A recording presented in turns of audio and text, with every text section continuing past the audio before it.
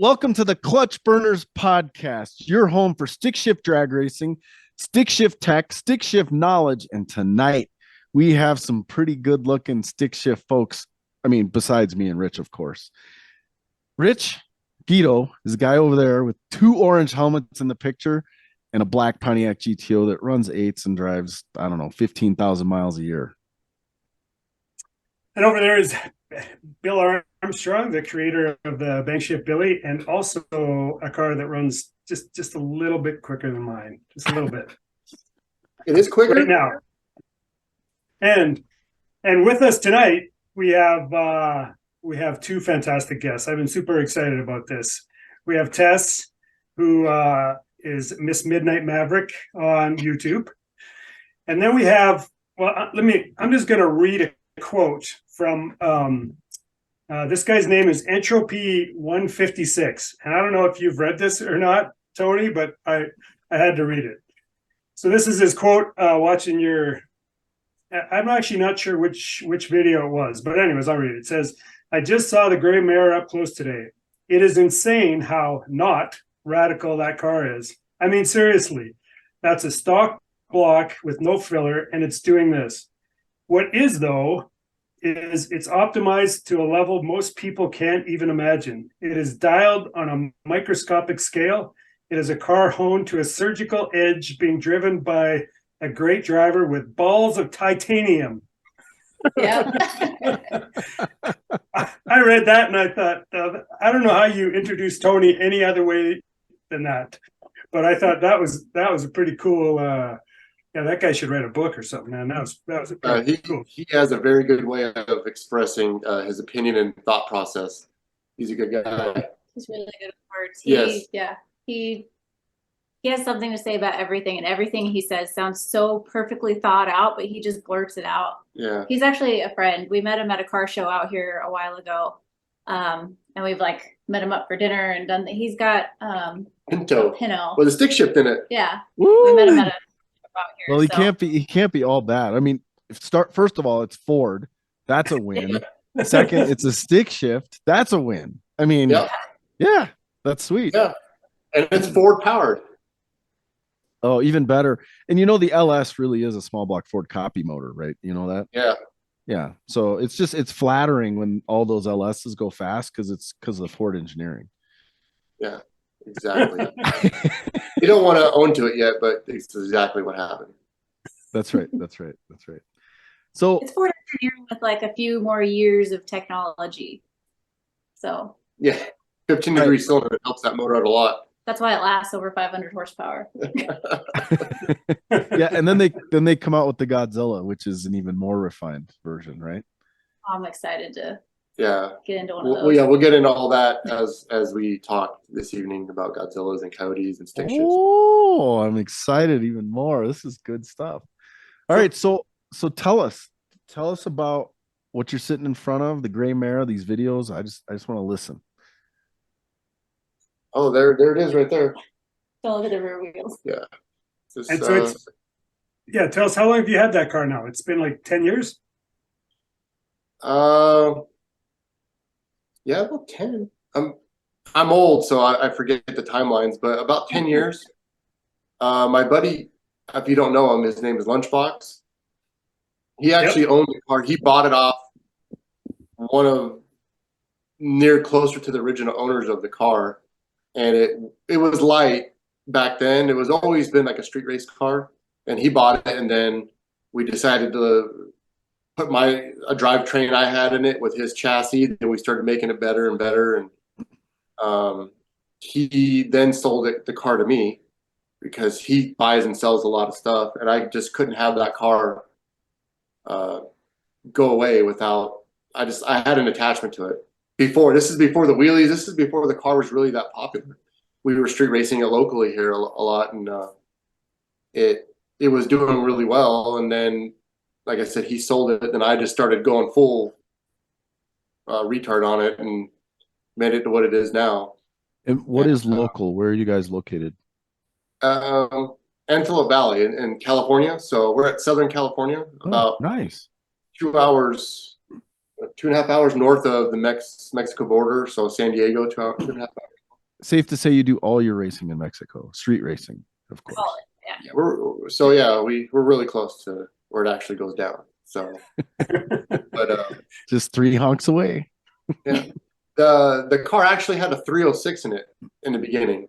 A 306 with a set of like Dart aluminum heads Mhm. and 48 gears, and it ran pretty good. And then we built a 331 for it.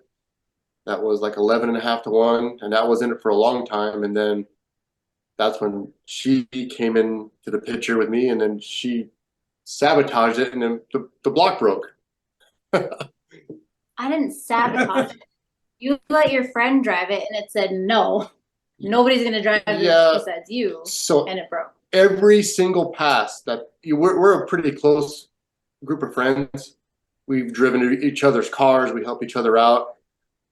Except this car. This car is, I'm the only one that's ever driven it. It's pretty, because it's wild to drive, I guess.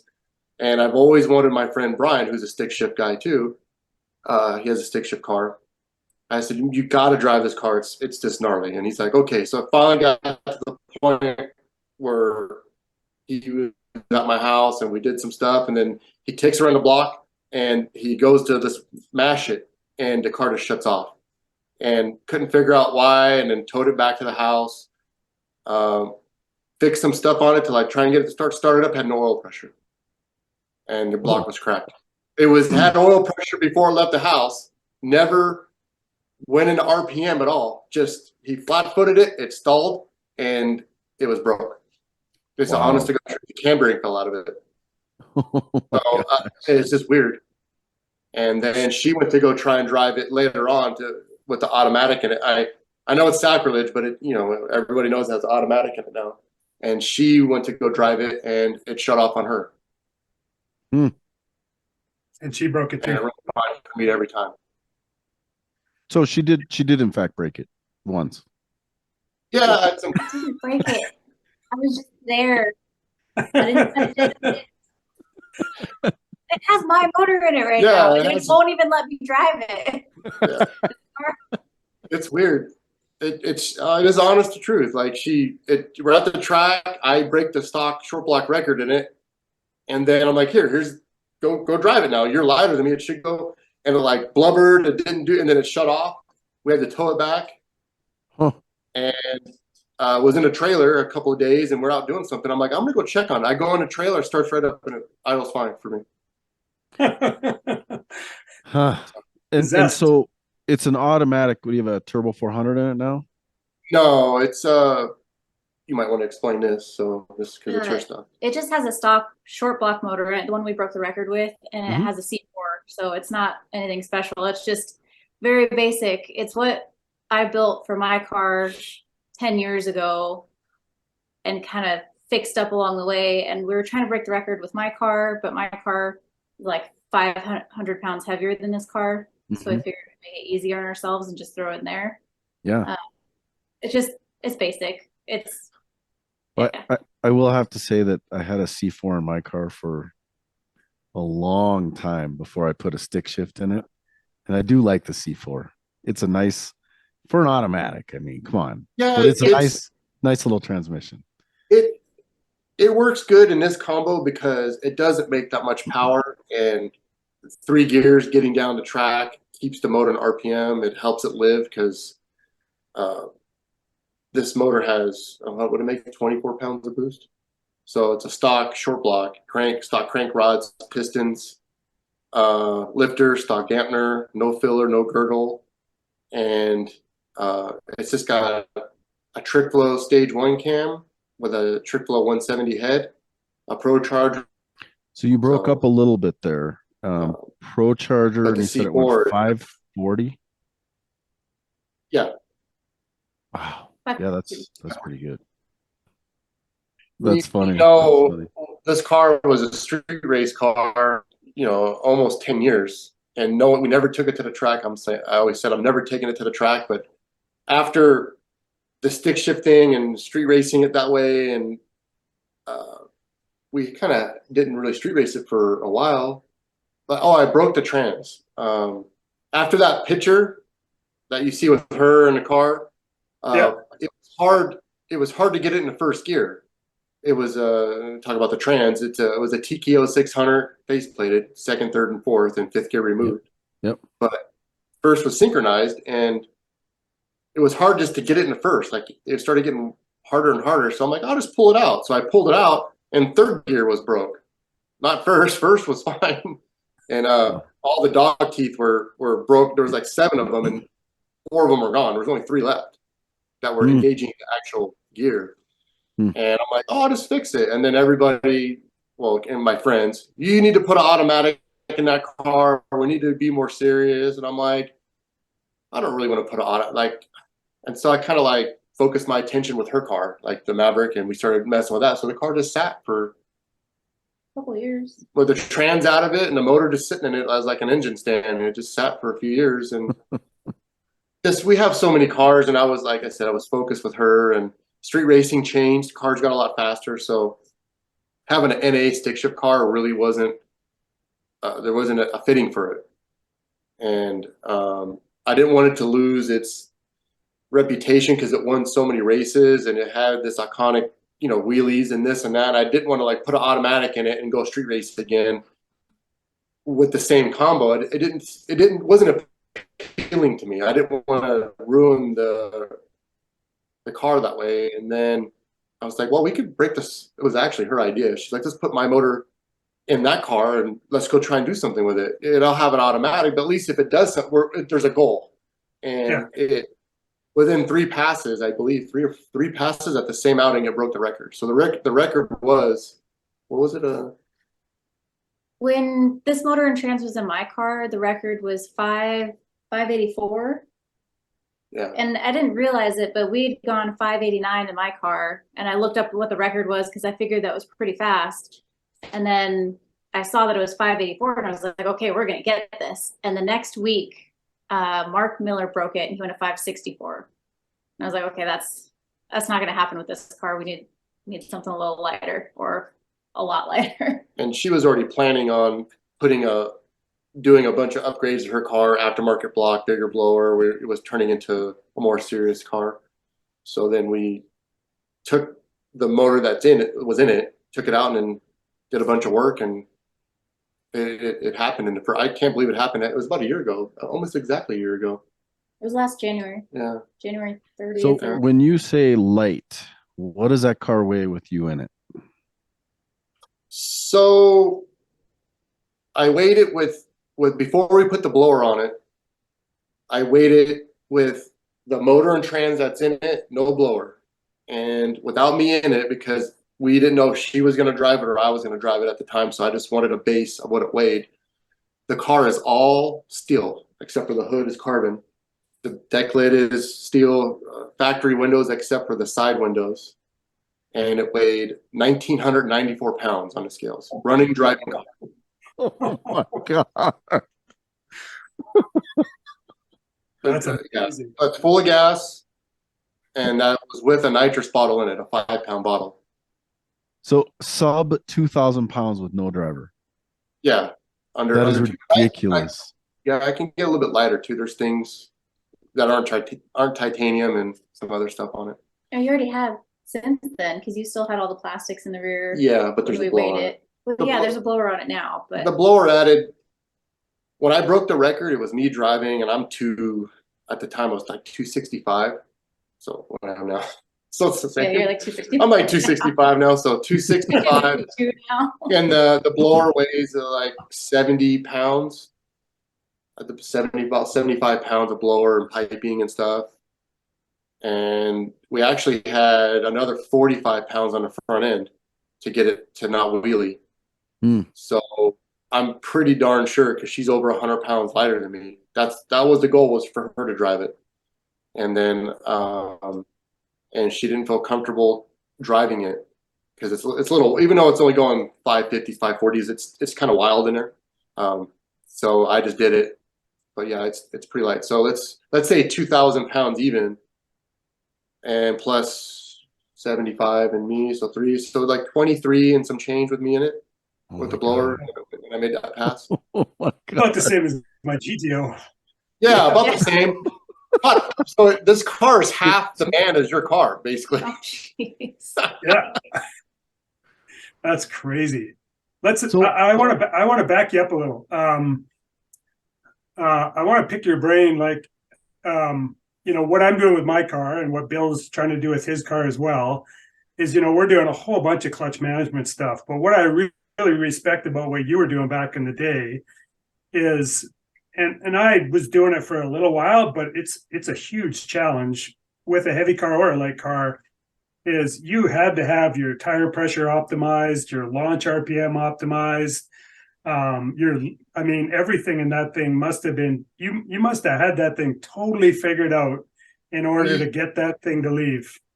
It was, I think, and I don't know if you can agree with this or not, but if the car is so light, it becomes more erratic. When you have a light car, to get it motivated, you have gear in it, and it's got a motor that makes no torque. The 331, I shipped it at 84, 8600, and it had 456s and 430s in it. We'd switch back on a 28-inch tall tire, but we tested a lot. We had weight in the back, basically with 50, 60 pounds over the rear tires, the car would scale like 52% on the rear tire, 52, 53. But it was very erratic. It would never do the same thing twice. We would go out and test it. It would go left. It would go right. It would do a wheelie. Then it would drive out, and then on race day, it would just go right down the street. Like, I don't understand how it happened. Tire pressure. It's honest. All my friends would say the same thing. Like, why do we even test it? Like, we went out one night and we did a 3-car shootout with the Mare when it was a stick shift at its fastest point with the new motor and everything. Tess was out there with us, and then my friend Brian, and he has a twin turbo automatic car, and then my buddy Kelly with a the single turbo GT, all fast cars. And we did a 3-car shootout, and I'm out there testing before, and it went off into the dirt, and then another pass it just stood up on the bumper and slammed down, and I'm just like getting frustrated with it because I'm like, for years it's just erratic, and I'm just trying to get a handle on everything. And so we decided to do this 3-car shootout. So they raced first, and Kelly loses, Brian wins, and then I guess they're in a huddle. After I learned this after the race, they're in a huddle going, man, you need to be easy on Tony, man, because he's really frustrated. He's gonna like drive that car off a cliff or something if he doesn't, get it together. Like, so just go easy on him. And so it was my turn to race him. So I'm like, I move weight around. I up the tire pressure. I did my burnout off like the marks of where it was really sticky, and I put a hurting on him. It went right down the street. Every time there's a car next to it, it goes right down. When it's testing or whatever, it's just like for fun. Like, it doesn't care. But when there's a car next to it, it's like perfect. It went perfectly straight down the road. It was crazy. Wow. Yeah, that is pretty crazy because the amount of video that I watched where you're cleaning people's clocks, it's like, yeah, it looked like you had that thing, and even your strategy and everything that you guys had, where you would go for a true street race, only race once, don't do anything to the car when you get there. I was listening to a bunch of those videos. That was it sounded like you guys had quite a crew. How many people were part of the AV Boys? So at one point in time, it was 12 of us. And we're all really good friends. We were all on the racing, especially a decade ago. We all still talk now, just not as much because life and kids and marriage, and some people move. But at that time, there was 12 of us. When we go down to race in Compton and the Valley, superstitious. We would sit in the truck in the same positions. None of us would even talk when we got down there. Lunchbox did all the talking to negotiate the race. I got the car ready. No one touched the car except me. No one checked the tire pressure except me. It was only me that did that. Kelly, the one that I was telling you with the black GT, he was the only one that ever backed me up. 2 guys on either side of the car holding it all the times in a burnout. One person would always pour it was like a machine, and we had a way of doing things, and that's what we stuck by every time. There was nobody ever like yelling at somebody. No, don't back up too far. There was nothing. It was like clockwork every time. And it was a system that always worked, and it worked for a long time. Besides the fact that every time we tested it was total piece of crap, you know.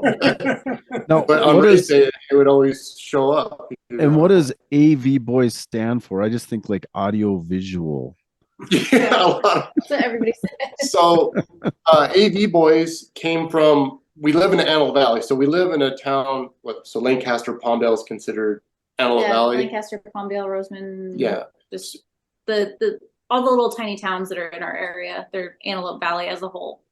Antelope Valley as a whole. So we'd go down, I mean, we were street racing. And so I'll get into this too, but there's a whole other stick shift car that I street raced in 04, 05 that went mid to high tens. But that's where it started with that car. In 04, 05, we used to go down to the valley and we raced a lot, and they would always say, "Oh, the Palmdale boys are coming up."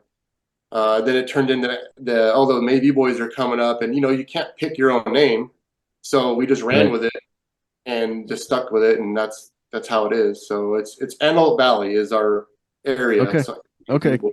Awesome. Not audiovisual, Bill. No. Right.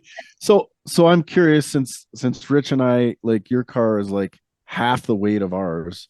What kind of tactics have you done to drop the weight on those? And I know a Fox body's light to begin with, but clearly they're not 1,900 pounds light. Yeah, when I've been getting a lot of messages of like, how did you make the car so light, and what did you do? And this thing has a lot of go arounds. Like, I would do one session of going around it, taking things out, doing this, and it's a purpose built car. It's not a street car. I mean, we can drive it, a couple miles and here and there, which we do, but it's not. I don't consider it a street car. So it's a purpose built. It's a tool. It's a tool wrapped in a Mustang shell. And this tool is to go from A to B as fast as it can with the power plant it's got. So just going over things like, why have a 5-gallon fuel cell when 1 gallon will do it better? Why have a 35-pound battery when an 8-pound battery can do it? It has all the front suspension is held on with titanium bolts, and it's got a chromoly K member. All the battery cable is aluminum in it. It's got a carbon fiber front nose cover that looks stock. It's got a carbon fiber seat. The seat's held in with titanium bolts. Just anything it doesn't need, it's off the car. So it doesn't have any carpet. It doesn't have a headliner. It doesn't have roll-up windows. So how much weight do you think all the titanium hardware actually saves over steel or stainless? So if you want my honest opinion, don't put titanium on a car if you have a center console. Don't put titanium unless you like the way the bolt looks, because titanium hardware is gorgeous. I would put titanium on everything if it wasn't so expensive, but it's pretty expensive stuff. But you usually lose about half. You take off 8 pounds with the bolts and you put back on 4 with titanium. So this car, I would say, only probably saved another 10 to 15 pounds with bolts. But 10 to 15 pounds on top of everything else that you do, if your car is already, if you have a 5-gallon fuel cell and you can save 25 pounds by putting a 1 gallon, do that before you buy bolts. Like, there's no reason to do, you minimize the stuff you're doing. Well, not to mention, you probably save 15 pounds of wallet weight going with the titanium, right? Yeah, so it's very expensive. Like, I started going crazy on her Maverick. It had her Maverick actually had more titanium than this car did. Oh, wow. Her Maverick had titanium intake bolts, titanium bell housing bolts, front suspension bolts. It had spindle mount wheels. It had, what else? Oh, all the Caltrack bars were titanium bolts. Lug nuts were titanium. The anti-roll bar was held in with titanium bolts. Wow. So when I talk Caltrack bolts, you're talking a 3/4 bolt. Giant. Yeah, those giant ones. Yeah. All titanium on her car. Wow. Titanium lug nuts. So her car probably saved a little bit more, and it just looked gorgeous. And it's a conversation piece. So sure. Yeah, definitely. But there's aluminum lug nuts on this, and the battery mount is all aluminum. I made my own aluminum studs. So the battery box, there's a holder that goes down, and I got half 3/8 stock aluminum, and I threaded it at both ends.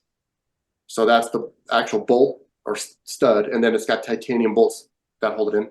So the battery and the mount in this thing only weigh like 9.5 pounds. Nice. So Tess, he's done a lot of talking. Yeah. I'm used to it. It's okay. No, it's good. It's good. So tell us, you guys are coming to Rocky Mountain Race Week. We are. Which car are you bringing? Hopefully it's a stick shift.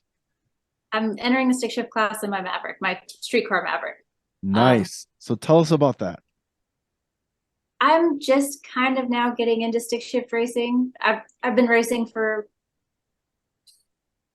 I don't know, 12 years now, and I've never raced a stick shift before, and I have a newfound respect for people that do it.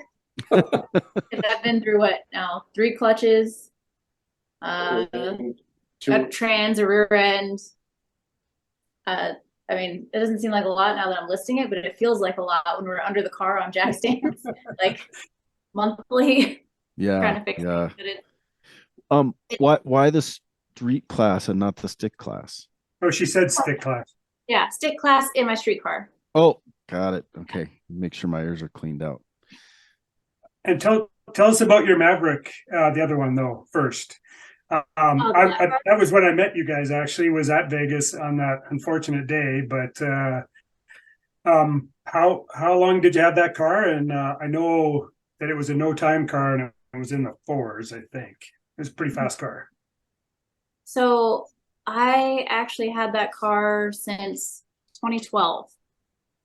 I mean, it wasn't much in 2012. It was probably like an 11-second little street car that I would street race, and people would underestimate me because I'm a girl, and it was just this ugly Maverick, and it's a 73. So at the time it had this huge like park bench bumper on the front of it, and it just had, the paint was falling off of it, and it looked absolutely terrible.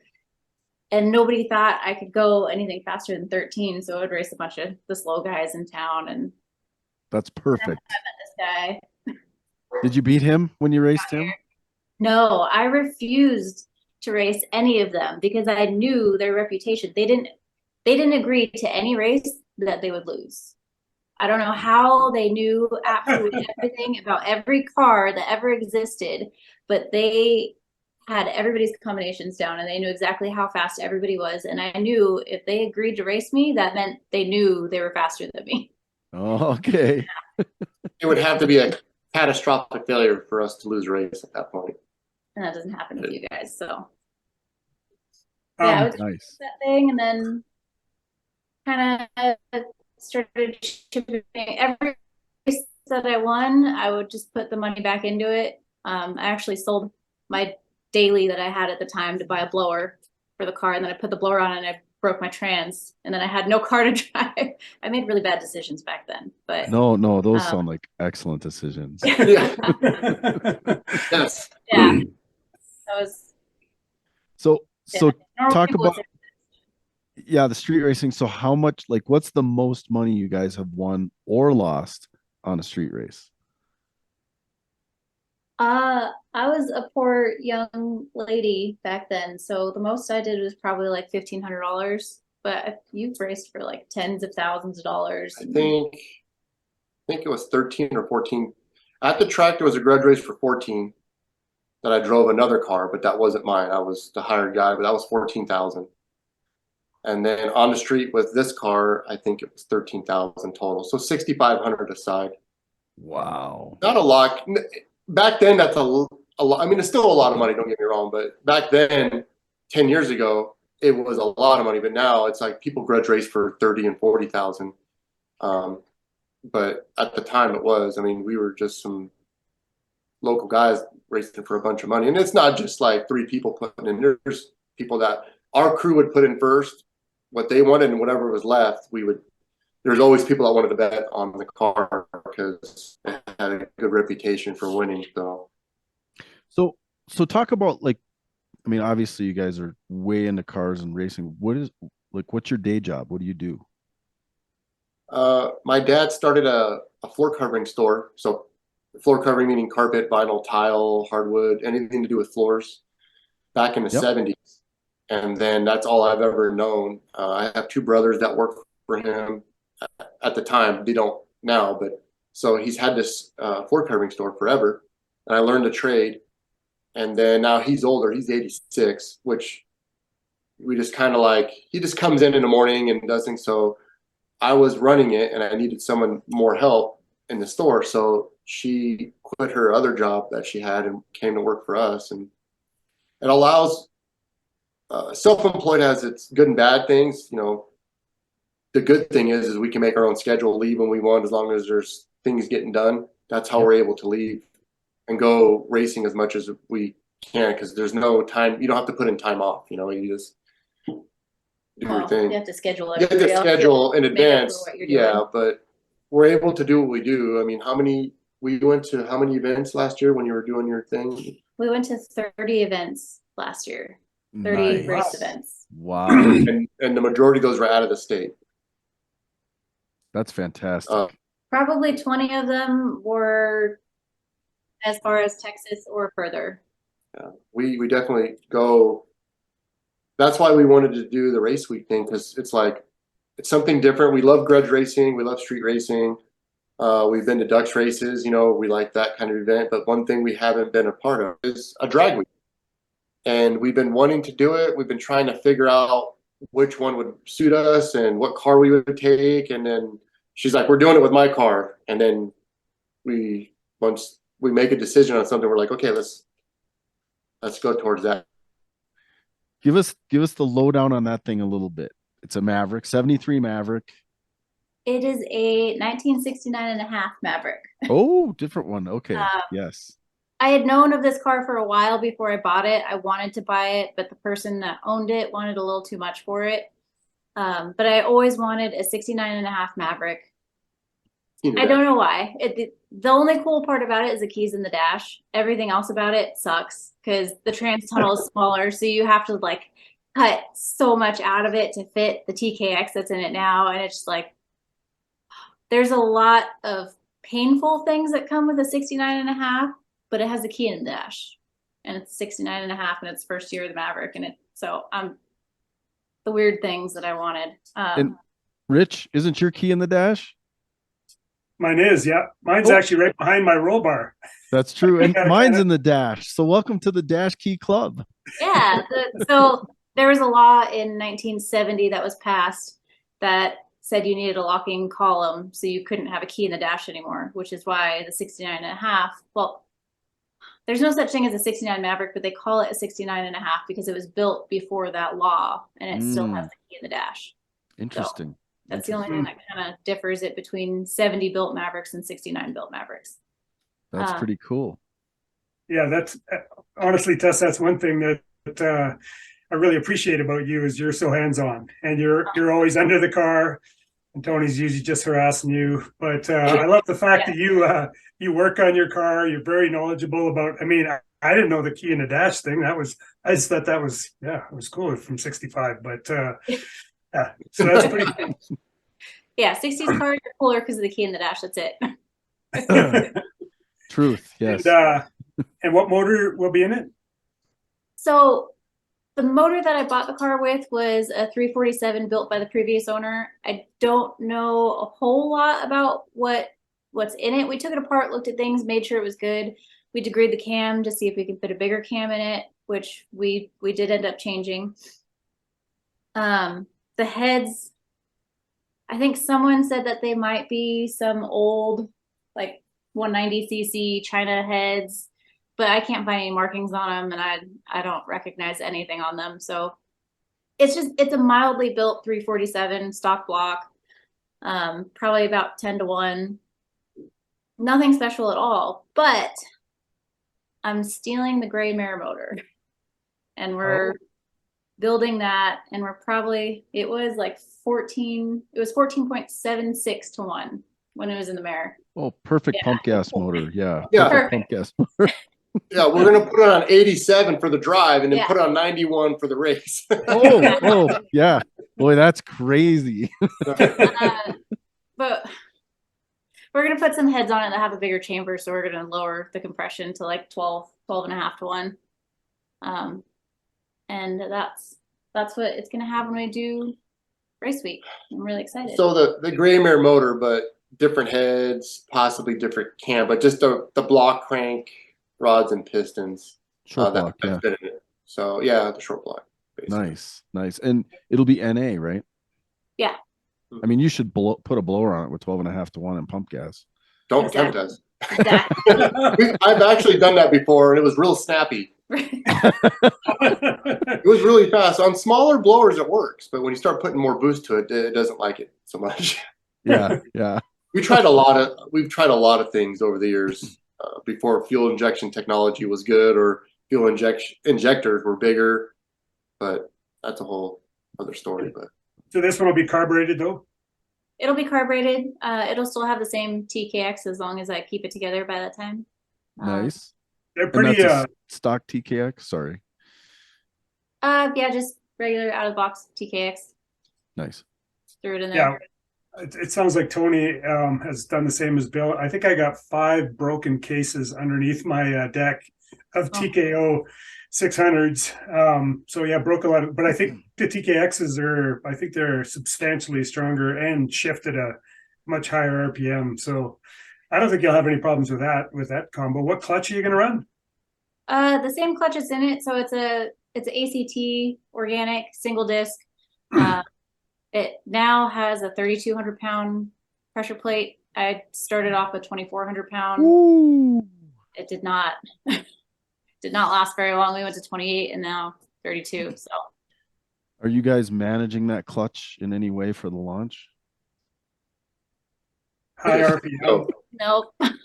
Okay. Just- I like how you're both like this, shaking your heads. oh, So Tony has a weird way of teaching someone how to drive a stick shift, and it involves barely any information, lots of pressure to do well, and I'm also not allowed to have a tack, not allowed to have a shift light, not allowed to have a line lock, not allowed to have a two-step. At first. I'm allowed to have my hands and feet and my ears. That's it. Well, Nice. That was like the first couple months that he just wanted me to learn the car without having any information Accessories? guide or anything. Well, learn how to do a burnout without a line lock. Learn how to stage the car without things aiding you. Learn the RPM and note of the RPM and the motor. Just learn it, soak it in, because if you have things doing it for you, I feel that you rely on those things a lot. So if you learn the car and you just get comfortable with how the RPM is, like her black car had a power glide, air shifter. It obviously it shifted itself, and the car just, you're letting off a trans brake and you're going, and it makes, close to 2,000 horsepower. So it's adrenaline and stuff's going on, but you're focusing on different things. With the stick shift car, I think that there's 3 gears that you could screw up on, and that's all you. That's all you. That's the person driving the car is doing it. And I think the better you are with that system, the better driver you can be. If you can drive a stick shift car, you can drive anything. That's just it, I believe. Because you're in touch with the car. Now, since she's more familiar with the car and everything and everything like that, we have a tack in it now and a shift light. And it's funny because the first time we took the car out with the shift light, that's at 7,000 RPM. I was looking at her because I was just noticing stuff, but she was getting ready to shift. I can see her arm and the shift light came on, like she was already there. So without that knowledge of listening to the car and knowing things, she wouldn't have that. And it's hard at first, but I think that's just my way. I don't know if it's right or wrong, but it's the way I learned. So it's funny because I think that's the way I learned too. Like there's so much stuff that I have now that I didn't start with, and clutch control and a slipper clutch and all that stuff. I mean, I was pretty consistent. Like when I won the drag weight shootout, I mean, I think I went 985 to 981 on every pass, and yeah, I didn't have a whole bunch of the stuff that I have now, but you get to know, you get to know the car. The shift light, I still don't really even use a shift light. Like I'll watch the tack, and try to keep an eye on the road, but yeah, shift lights never seem to work very well for me because I always miss them or something. Well, I would agree. you were already a veteran stick shift driver, so the most she'd ever done with her car was just drive it around town and cruise it. And now she's like, I want to race it. So how do we do this? And I'm hard on her with it, probably harder than I should be, but I just want it there, you know, like I know she can do it because I've seen her perform in her black car. I've seen how she understands things. And so I expect it. But she's very good. She's a lot better now than, I mean, she couldn't even dump the clutch and do a burnout before. And now. I'm going to stop you there. He gives me no information at all. So the first time we go to the track, he says, bring the RPM up and dump the clutch. I go, okay. And I have my helmet on. I am the next car in the water box. And he just says, and I'm like, wait, I don't know how to do a burnout in a stick shift car. Like, run me through it real quick. Yeah, bring the RPM, dump the clutch. That's it. You're good. You got this. So I pull into the water box and I'm like, I have no tack, but like, I don't know, bring the RPM up to like, you know, what sounds like 3,500, 4,000 RPM. I know now that was absolutely wrong, but he should have said, rev the crap out of it and dump the clutch and you'll do, but so I didn't rev it high enough. I dumped the clutch. It lugged the motor down. That first clutch gone. So. Well, it was a good learning though. Hey, Tony? Yeah. Yeah. Well, I knew going into this thing that she's going to break transmissions. There's a chance she's going to break U-joints. There's a chance that clutches are a given. Like it's going to go through clutches. It's a consumable. Yeah. And on obviously 2,400 pounds of base wasn't enough. I was just kind of going off of, because ACT will make us anything and they work with us really well. And they work with me on the Mare. The Mare had a specific type of clutch in it because I had to have a clutch that left hard enough, but I didn't want it a lot of clamp going down the street because there's no rubber out there when we race. So it was just different. It was learning. It still was a learning experience to put a clutch in it, but now plus drivability of the car with, you know, not a lot of pressure on their foot when she's pushing it in. And so we just kept on upping it. And now it's at 3,200 and it's stiffer, but she says it's easier to drive with it stiffer. So it's good. That's awesome. What gear did you attempt to do your first burnout in? First, second, First, third? yeah. I do burnouts in second gear now and I rev it up to more like too much. Yeah. I will say we had Tom Stark on here. Do you know Tom and Blaine with that 55 Chevy? You'll meet him at race week if you don't. Oh, Yeah. okay. So this is it's almost bin nines. It's like 10,001. Yeah, it's 4,000 pound 55 Chevy 4-door wagon with an LS. I think he sprays 350 shot coming out of the hole and then adds another 200. He does burnouts in fourth gear. It's nuts. Like 7,000 RPM, dumps the clutch, and it's just like freaking John Force burnout. It's just nuts. You could tell every time he's up there at race week. You could tell because it's like, oh, yep, there's Tom doing a burnout, and right through it's beautiful. It's like awesome. It is awesome. Yeah, you'll meet him for sure. I'm gonna bump her up to third gear, like because water burnouts at the track, they're easier to get going than a street burnout with VHT, like or a compound. The road holds the car better. So second gear on the street, and I think third gear would be okay at the track. And the motor just doesn't make a whole lot of torque, so it's hard on it. But I think she'll be able to do it. Yeah. I know what Awesome. the TK. I think that's where I was breaking some, was doing a third gear burnout. So I moved back down to a second gear burnout, but I have a little bit more torque. A little bit Yeah, more. the cases don't like that third gear. No, They don't like it at all. And the TKXs are supposed to help with that because they have a billet plate in between. Yeah. I don't know. It's a half-inch aluminum plate in between the tail shaft and the case. That's supposed to keep it from twisting.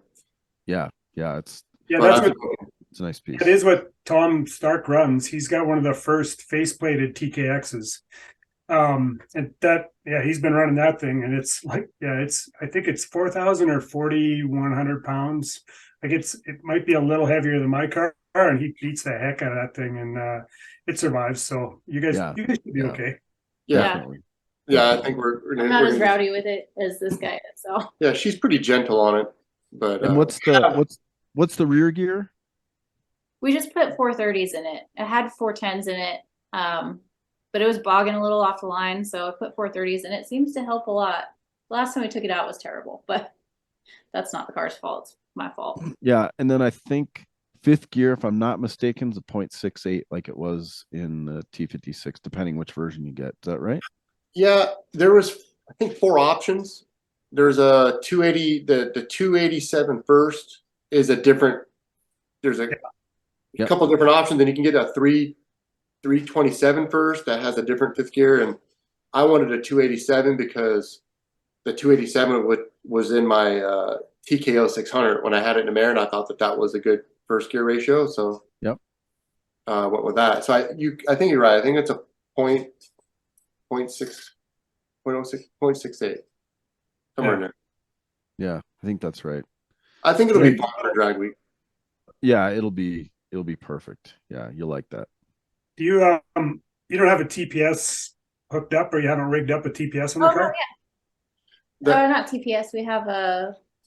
Well, the carburetor on it has a TPS spot for anything we want to do, as far as like 2 steps and stuff. If we want to do something like that. Yeah, I know. I was amazed when I put fuel injection on my car, how shitty of a driver I was. Like if I was using the clutch, especially when I went to a turbo and had so much power, I would just about never go back to full throttle. But the car was pulling so hard. I don't know. It took me a long time to go, put your foot to the floor, man. So it's interesting. Probably will be for you, Tess, like going from an automatic car where your foot doesn't leave the floor until you're done. And are you lifting your gas foot when you're shifting right now? Yeah, completely. Yeah. So once you get better and don't do that, that'll help. But man, I don't know, something about, and maybe it's because the car makes so much horsepower, but it was crazy how often that I'm like going through the traps at 70% throttle or something stupid like that. Don't lie. The data doesn't lie. That's right. A TPS is definitely key on a stick car to train the driver that you might think you're going full throttle, but it depends on how fast the car is too. I mean, I think with a slower car, you're trying to push your foot through the floor. A car as heavy as mine and with as much power, it's like, oh my God, this thing's pulling like crazy. But it would be interesting to have a TPS on there and just then Tony could give you some more positive feedback. Yeah. Why'd you lift? Get back in there. I do not need a TPS. We don't need to do that. I do need to figure the pedals in the car are not, so it wasn't an original stick car. So the person that I bought it from, he put the clutch pedal in it, but he put it so close to the brake pedal that he had to cut half of the brake pedal off in order to still have them both in there. So while I was learning and we were out on the street trying to do burnout, my foot would get caught under the brake pedal so often, or it would just like get caught up in there. So I need to move things around to try and make it a little easier. And then the gas pedal is so far to the right that my foot is half on the trans tunnel, like pushing down on it. So it's not ideal, but it's working for now. But I think before a race week, we're going to get under there and see what we can change and see what we can optimize. Nice. And you guys are planning to tow a trailer? Yes. Tony didn't Nice. want to. Tony wanted to do like a little hitch thing just to put stuff on top of, not a trailer. I really want to do a trailer. Trailer. I agree with her now. 100% trailer. Yeah, when you get to the track and you can disconnect and you don't have to, like, I still have a yard sale every day just because I'm traveling so far. That's my excuse. But if you can just disconnect your trailer and then switch the tires over and not spend a whole bunch of time unloading the car every day, because every day is like, the more precise you can be, the more passes you can get in, or at least the quicker you can get on the road, especially on something like race week. Yeah, it'll just make it so much nicer. I'm really excited about the trailer. Tony thinks I'm crazy. Like, I've been researching as much as I possibly can. Like, I already have the little trailer that I'm going to buy in mind, like the design of it, all the things I'm going to pack in it. He's like, why are you worried about the trailer? We have to build a whole motor for it before we go. Yeah, we have to. We know how to build a motor. We've done that before. We have to put a roll. The car has no roll bar in it. We just put a battery shut off switch in it. So that's some questions. So on this version, because there's race week, drag week, and sick week. So on race week, do you need functioning windshield wipers or a horn? Like, what are the parameters of like just driving, and then how strict is tech at the track? Like, from what you guys have seen, your opinion. Do you want me to go, Bill, or you? You go first. Both of you guys. Yeah. Anyway. Yeah. So don't need wipers. Rain-X, lots of guys, like lots of the super fast cars, they don't have wipers. I still do, but because winter. You need horn, headlights, functioning signal lights on the car and the trailer if you're gonna. Yeah, that's really it for that kind of stuff. For the race week.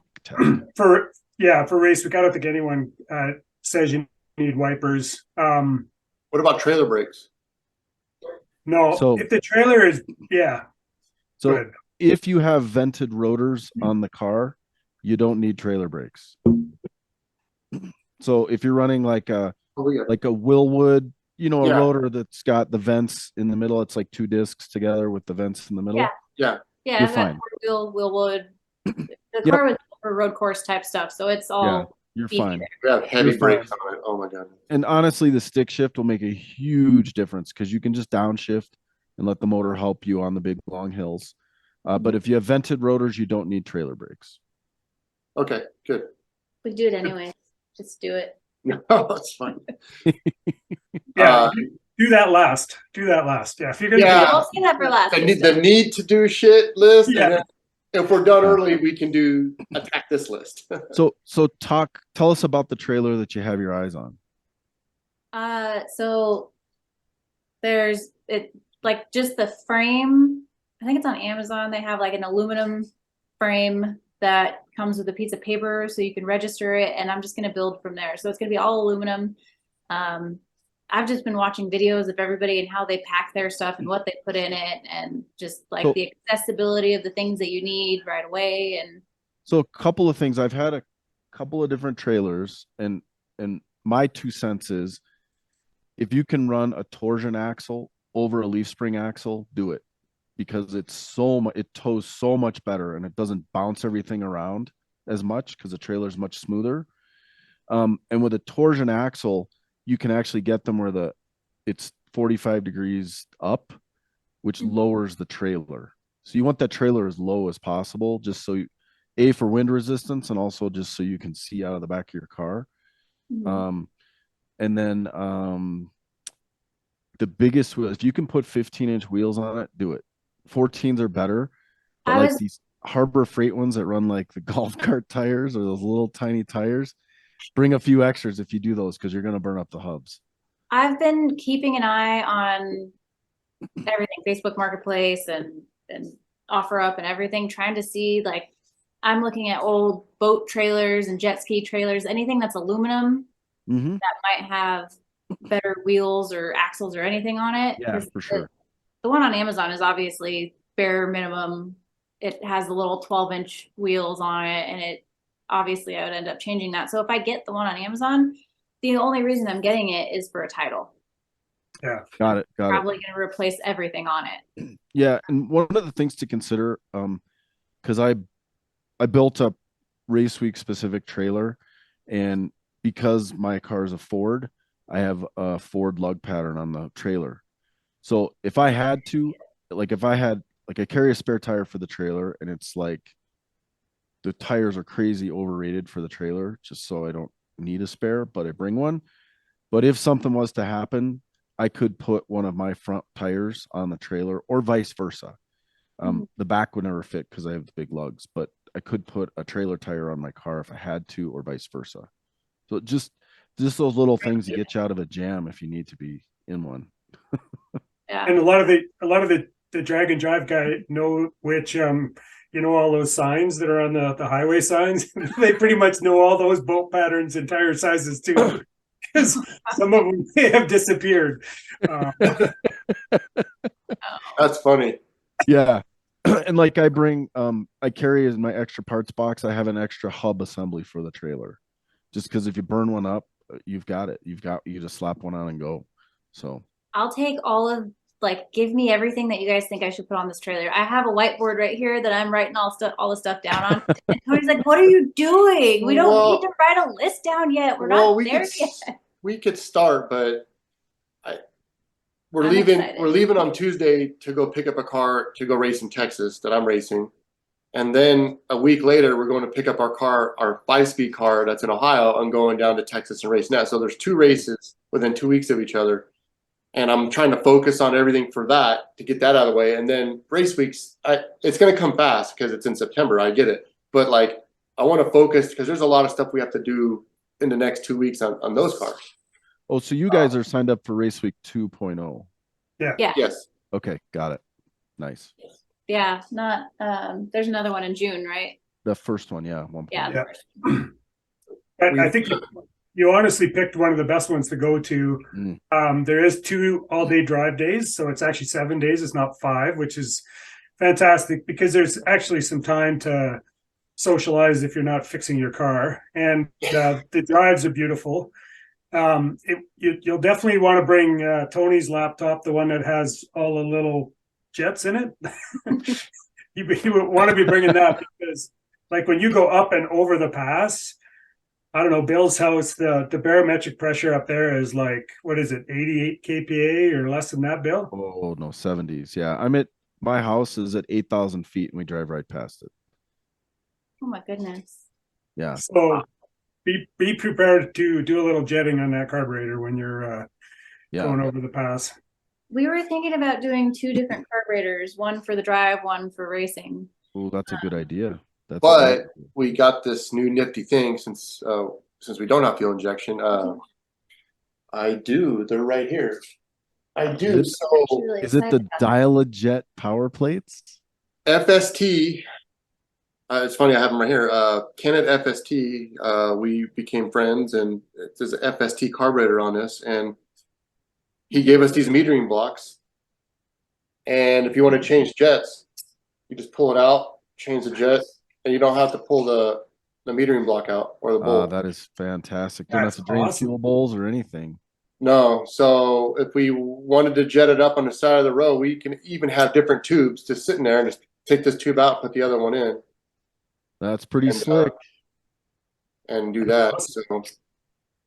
So that's because I was talking about having a carburetor for the drive and because I think we want to put Q16 in it for the race because I know it'll make a little bit more power. Yep. And then on the drive, just regular pump gas. And it's just a jetting thing. I think we have to jet up 5 jet sizes. So we could just leave it's got a 750 HP on it. So just leave the carburetor and just change the jets, put them in and let it ride. And one thing to think about too is with the major elevation change, the vacuum will drop significantly in the motor. So you may need to change power valves as well if you have them in there. I don't know if you have it plugged off or you have power valves. Yeah.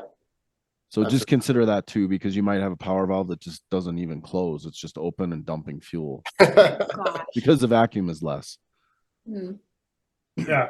It's actually it's the piece that a lot of people, and my first time driving a Bills, I was like, I'm just going to drive this piece of shit off the mountain because it was like, it was running and it was getting hot. But there's crazy stuff you don't think about. Like your cooling fans just aren't moving the same amount of air. So the vehicle is getting hot where normally you wouldn't think, and it's cool outside, but the fans aren't moving any air. It's pretty much like a parachute hitting in Florida as compared to a parachute hitting in Denver. In Florida, it's like the cartoons, man. My eyeballs just about pop out of my head and slap back. It was like, whoa, that parachute hit hard. But in Florida, there's just not the air there. So it Colorado, yeah. Or Colorado, yeah. The air is just so thin there. So it makes it a fun challenge. Oh, you guys are smart folks, so you'll figure it out pretty quick. It sounds like you're already thinking of the right stuff. So yeah, I'm just not as quickly as she's getting all excited. She gets fixated on one thing, and she's like, "Oh my god, let's build it today." And I'm like, "We got other races to go through." If we build it today, we don't have to build it in 3 months. I get pretty well job packed with stuff, but it's just we can start doing it. But I like talking to you guys or getting tips on what we should do and what we're expected. And I did notice that. I looked at the travel. I think it starts in Denver, then goes to, is it Nebraska? I'm losing my mark. It was Kansas first or Nebraska, but there's a day of travel, a full day that you didn't race. And then drive only. Yeah, there's 2 of those drive only days. Yeah. Yeah, there's racing, a drive day, and then there's 2 race days, and then drive day, and I think 2 race days. Yeah, and those drive only days are the really long drives where we're going from like Colorado to either Nebraska or Kansas. I mean, those are like 400 plus mile days. And as you know, it's not just down the highway. I mean, we're going through all these little back towns and 2-lane roads, and it's pretty awesome. And honestly, the one in September, the trees are going to be starting to change in the mountains. Have you guys ever been to Colorado? No. One state that we haven't been to yet. Oh man, you guys are in for a treat. It's just beautiful. And if the trees are changing, they may not be changing quite yet, but it's absolutely beautiful. I mean, the mountains and stuff, I live here and I still am just, all the time. I just feel so lucky to live here. It's just amazing. I'm so excited. I told Tony, even if I don't get in, because it's sold out in 30 seconds? Under a minute. I said, if we don't get in, we're just going and we're doing the road trip just to do it, just to hang out. But we got it. And we don't have any intentions of winning. It's just to be part of something and just run the car and just see that all and be able to conversate with all that crowd of people. Because like I said, we do the grudge racing, the street racing, and all these things. And this is one thing that we haven't done because we like traveling and we like drag racing, and this handles both of them. Yeah, so, I mean, it's everything. Like the gas station stops, it's just everywhere. Every year cruising, it's like you're back in the 70s almost, because every gas station stop, everyone's taking the same route. Typically, all the gas stations fill up with all of us. You get it's just so much fun. It gets addicting really quick. I was going to ask you, what fuel do you run your car on? I use 93 on the road, and then C16 at the track. Yeah, and like 91, 93 if it's available. Typically, I have 91 here in Colorado, but I run C16 at the track. Okay, so no E85 because the stations aren't around there. There's a lot of people that do, and they do carry like probably 30 gallons of fuel with them if they can't get E85 somewhere. I used to run E70-ish at the track, but I'm since not doing that. I run pump gas on the street for some more specific reasons, which we don't need to dive into now. But yeah, C16's got a pretty huge tuning window. It's real hard to hurt stuff on that. Yeah. Timing not being right. Slow burning fuel, for sure. Yeah. And depending on how many passes you're making, like at Florida, I only made 6 passes. I basically drove 7,200 miles to go a mile and a half. But you don't use a ton of. I think the most I've ever used is maybe 15 gallons of race gas. So it's not like you have to carry a bunch with you. Some of the tracks offer it. Usually Matt talks about that before. So if you need to bring 5 gallons and then picks them up at the next track, usually you can do stuff like that too. Is there I've seen race that. gas? Figure that out. Yeah. Are there race? Do they sell VP at the tracks that you go to? Some will. Sorry. Yeah, some sell, like, you can get the cans of fuel. Bandamere is a Sunoco track. So I say C16, but I actually run the Sunoco Max NOS fuel, and it's Sunoco's version of C16, and I can buy it by the gallon there. So I just get it there. Oh, okay. Yes. I don't want to have to carry a bunch of fuel. We were originally thinking to do E85 on the street, so it'd run cooler for the drive, especially through the mountains, but I don't think there's going to be enough stations, and I don't want to carry 30 gallons of fuel with us, so we'll probably just do regular pump gas. Yeah, that's not a bad idea. 'Cause Yeah, so I have and I know Rich does too, but you guys have such a killer no prep car. I want you to tell us what we can do to make our cars better. Now, the Mustang is a 4-link setup, right? Which is like similar to Rich's car, but the Maverick is a leaf spring car, right? Mm-hmm. Which is like mine. Yeah. So spill the beans, because I tried no prep in my car. It was a disaster. Like, it was embarrassing. Haven't done a lot of no prep with the springs. We did a lot of radial racing with leaf springs, and we've learned a lot along the way. You definitely have. But the sliders helped a lot when we changed the sliders on my black car. Okay, so talk about just that. Changing to the sliders did what? I mean, I know what a slider is, but how did it improve it? And would you run sliders on a street car? absolutely. Okay. My car was a street car when we changed the sliders. It was back when I was still street racing it. And Okay. I didn't understand them 100% when we put them on, because you put them on and there's where they are in the little slider location is almost all the way to the back. Like, what are you talking? The car has to squat and go and do all. And he's like, no, we're radial racing now. You need extension. Like, you need to go. Separation, yeah. Yeah. Yeah, so we have some footage of her car and my buddy. He has a '68 Mustang with leaf. Well, he did have leaf springs on it, but Caltrax sliders, and we put GoPros underneath them, and it's amazing what that leaf spring does with 2,000 horsepower. You know, going on a radial track. I mean, it just bends it, and then, I mean, the difference between the leaf springs and a triangulated 4-link or a ladder bar or a regular 4-link is a leaf spring's trying to go straight. So when you leave the line, all the horsepower is making it separate. So the leaf spring bows a lot. Well, it wants to go back straight, so it's trying to force the suspension back down, but then you have shocks that kind of keep it up, because her Maverick would have how much separation? 3.5 inches. Yeah, like 3.5 inches. Yeah, we had a shock sensor, so go 3.5 inches, and all the way down the track, it's getting less and less. It would probably stay like at 2 through the traps. But a 4-link, a Mustang or a regular 4-link, it'll have 4 or so inches, and it'll keep it all the way through. So leaf springs definitely are tricky. It just depends on what you want to do. Radial racing, I mean, even on the street or no preps, you still want some separation, just not as much. Yeah. You have a lot more extension in the front. Radial racing is the opposite, not that much in the front and a lot in the back, because the faster the car separates in the back without wheelie bars, because you're trying to get to that, you're trying to get that gray area so finite that you're not spinning and you're not wheeling without, with as much power in it as you can. And that's how we had her car.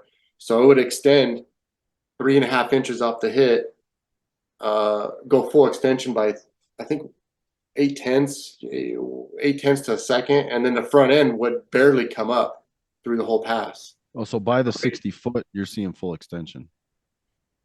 Yeah, exactly. And I mean, her car wasn't terribly. I mean, it ran good through the 60. It went 110 numerous times. That's pretty good. Numerous times. So did my buddy's car. I mean, there's Lee Spring's car. Obviously, Ron Rhodes. He's the wizard. .9 60 foot 103 nitrous car too, so it's leaving a lot harder than what we're trying to do. But we were getting it.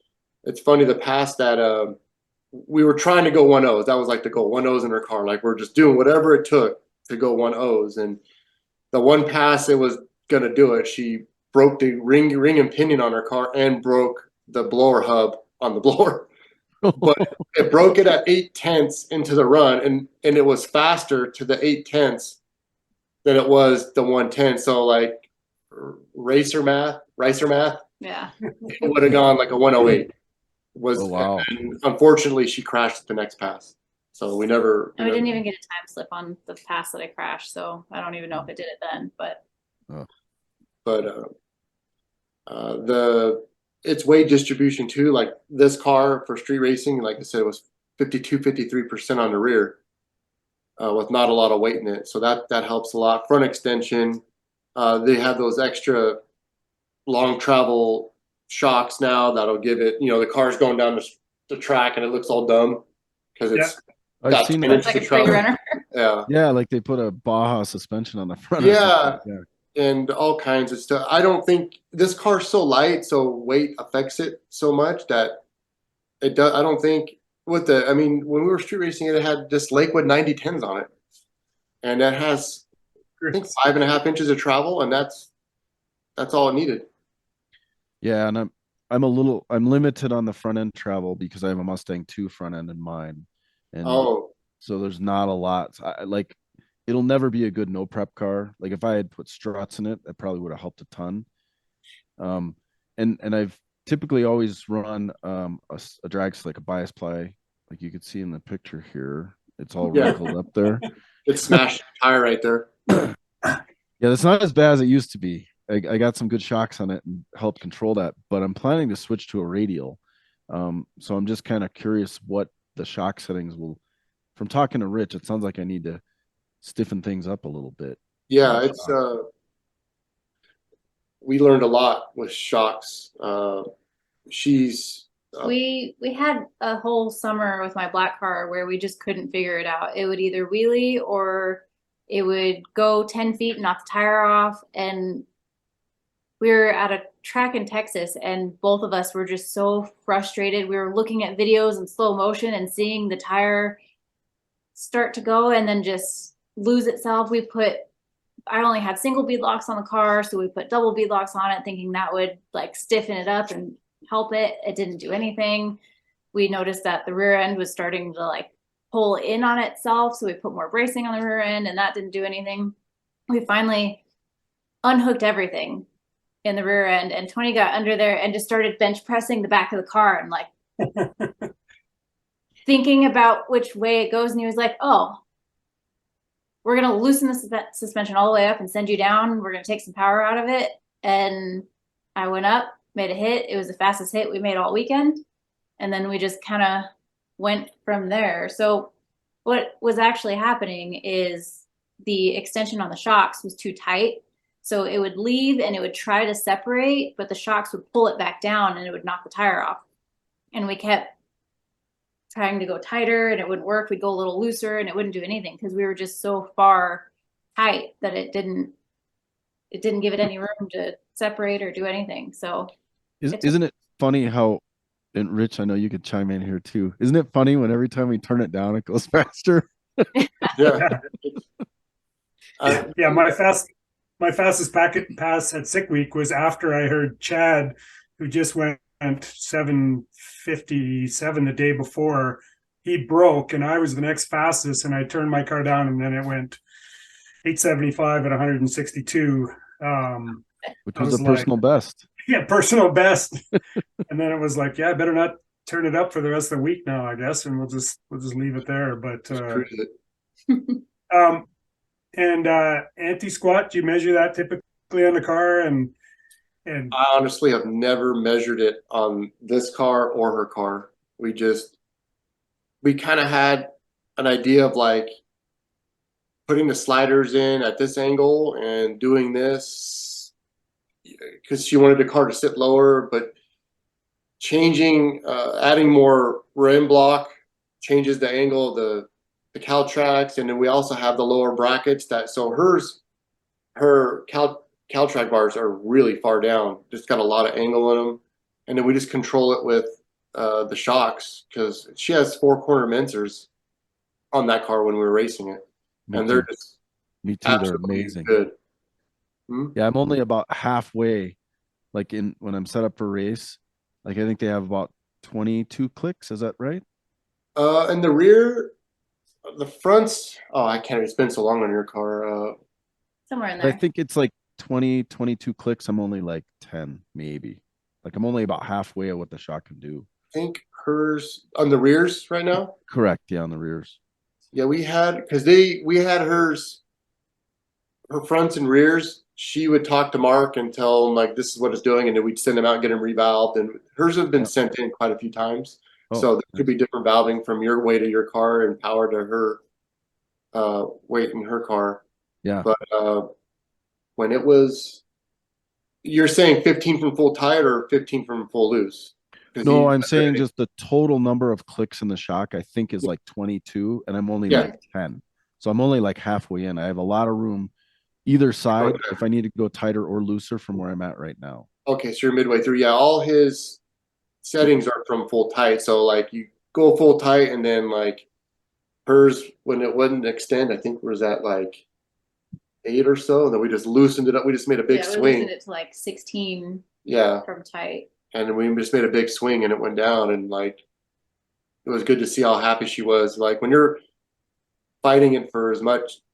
And it's something so simple as shocks. Like we put a trans dump on it to drive through the converter to band-aid the suspension. And then I'm just like, the 60-foot, I mean, it would go consistent 113s, 115s, but that just wasn't good enough. Like I know it could do better, and faster 60-foot, faster 330, faster 8 every time, you know? So yeah, just kept on working at it. And as soon as we put a little bit of power in it, it would just light the tire up.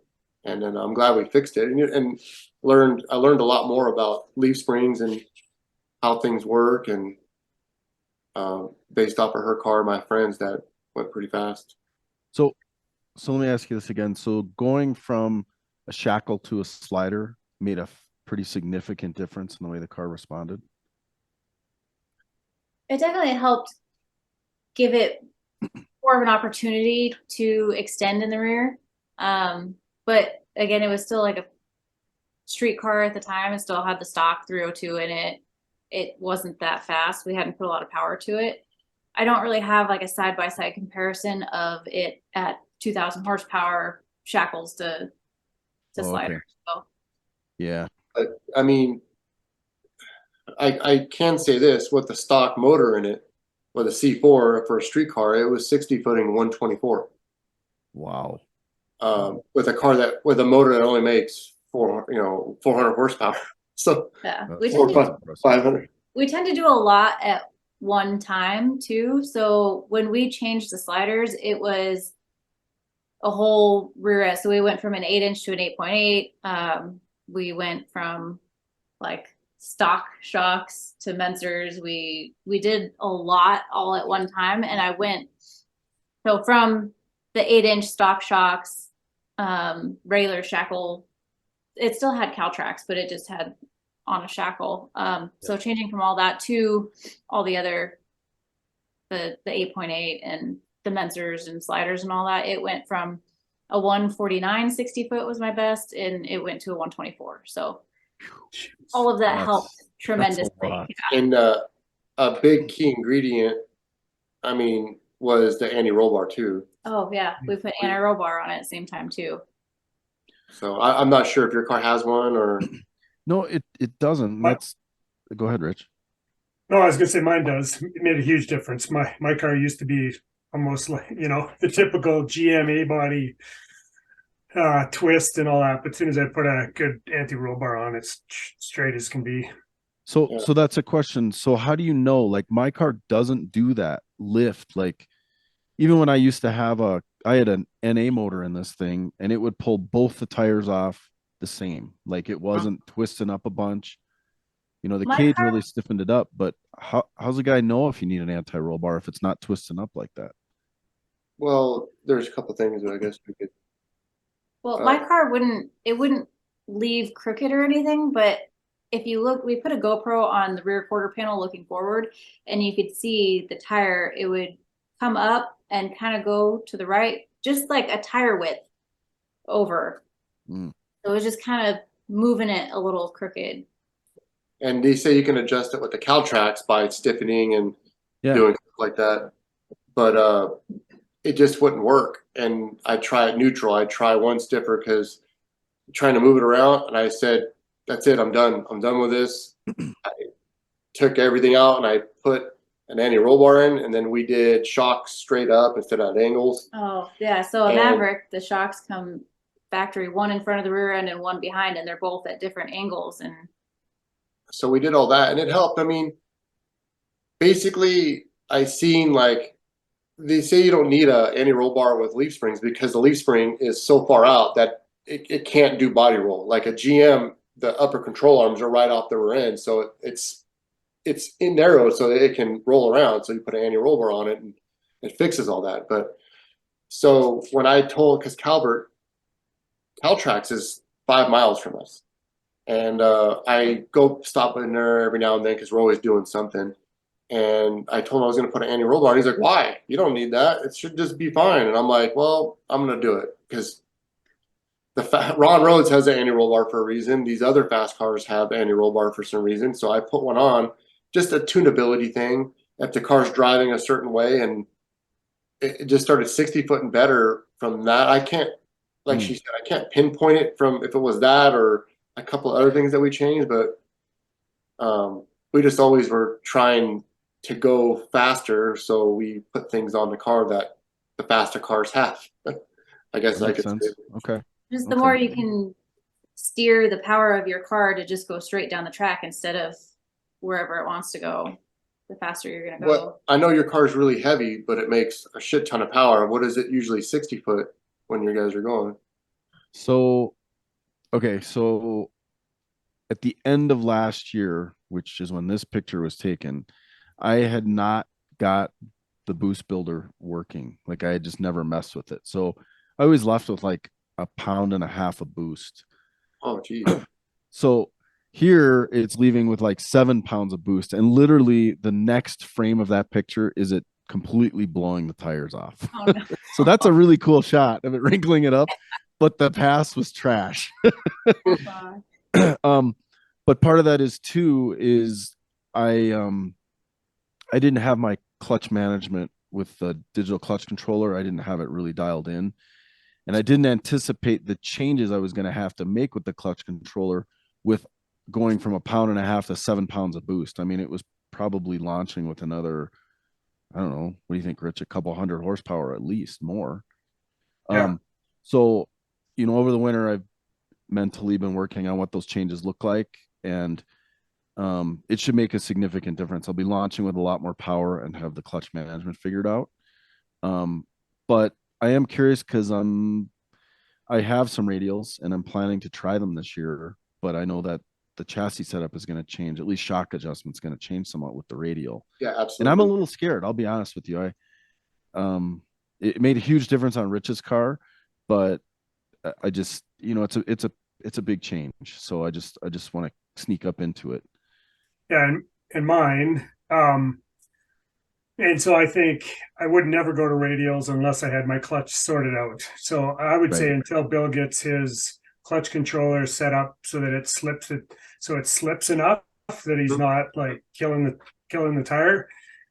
I don't think I'd go to a radial because, like you described, it's broken transmissions. It's broken. You're going to break a lot of stuff with that much power, and that weight of car. So at Sick Week, my best 60 foot was 141. And I'm pretty convinced I could have brought the boost in quicker. I just didn't need to win the events, so I didn't really crank it up any higher. But I'm thinking now on a good track like in Florida, I think it would probably do a 138 or something. You know, maybe 135. But I don't know if I push it much harder than that. I don't know what's going to give first. I don't know if the input shaft's going to. Yeah. So your question was, so it's done. low 140s typically with a pound and a half of boost is typically what it's 60 footed with not a ton of power, it seems like, on the hit. Yeah. So. No, that's actually really good for the weight of the car and only leaving on a couple pounds of boost. So you both have a digital controller, so you have both have throttle bearings then, right? No, Rich has got a legit slipper clutch. Yeah, I've got all mechanical linkage and an adjustable clutch. So I don't have his clutch controller because I have mechanical linkage. So I every day jack up the car and loosen it off to pretty much nothing. In fact, Tess, while we're on race week, you'll have to sit in my car and push on my clutch. You'll be like, "This is ridiculous!" Like you can push it with your finger. Yeah. Like there's nothing attached there. But when you launch at 4,500, the counterweights start to work, and when you're going through the traps at 7,000, you got to push on that clutch because the counterweight is doing a ton of work. But I can leave when I'm driving around the pits. I can just pretty much let my foot off, and the car will go like it feels like it's got a converter in it almost. So it's a dual disc that basically the pressure plate isn't clamping at because you're on a radial, right, Rich? I am now, yeah. And it's a single disc. He's got a single 11-inch in his clutch. It's a single, huh? Oh, so all these people telling me that I need a dual disc with my 400 horsepower. Yeah. I disagree. I think in a synchronized transmission, if you can get away with a single disc, you should always do that because a dual disc has way much more inertia and it's way harder on the synchros, and it's also more rotating mass. Yes. Like if you can get away with a single, like I'm actually just amazed that with the power and weight that Rich makes, that clutch doesn't just blow through in fourth gear. But Rich, what's the amount of pressure, the counterweight? There's 6 levers on a thing. So how much pressure is it putting on that clutch disc? I mean, it's just smashing it.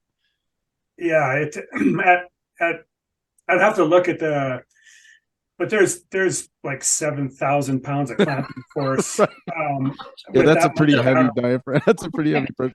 That's impressive, and that's exactly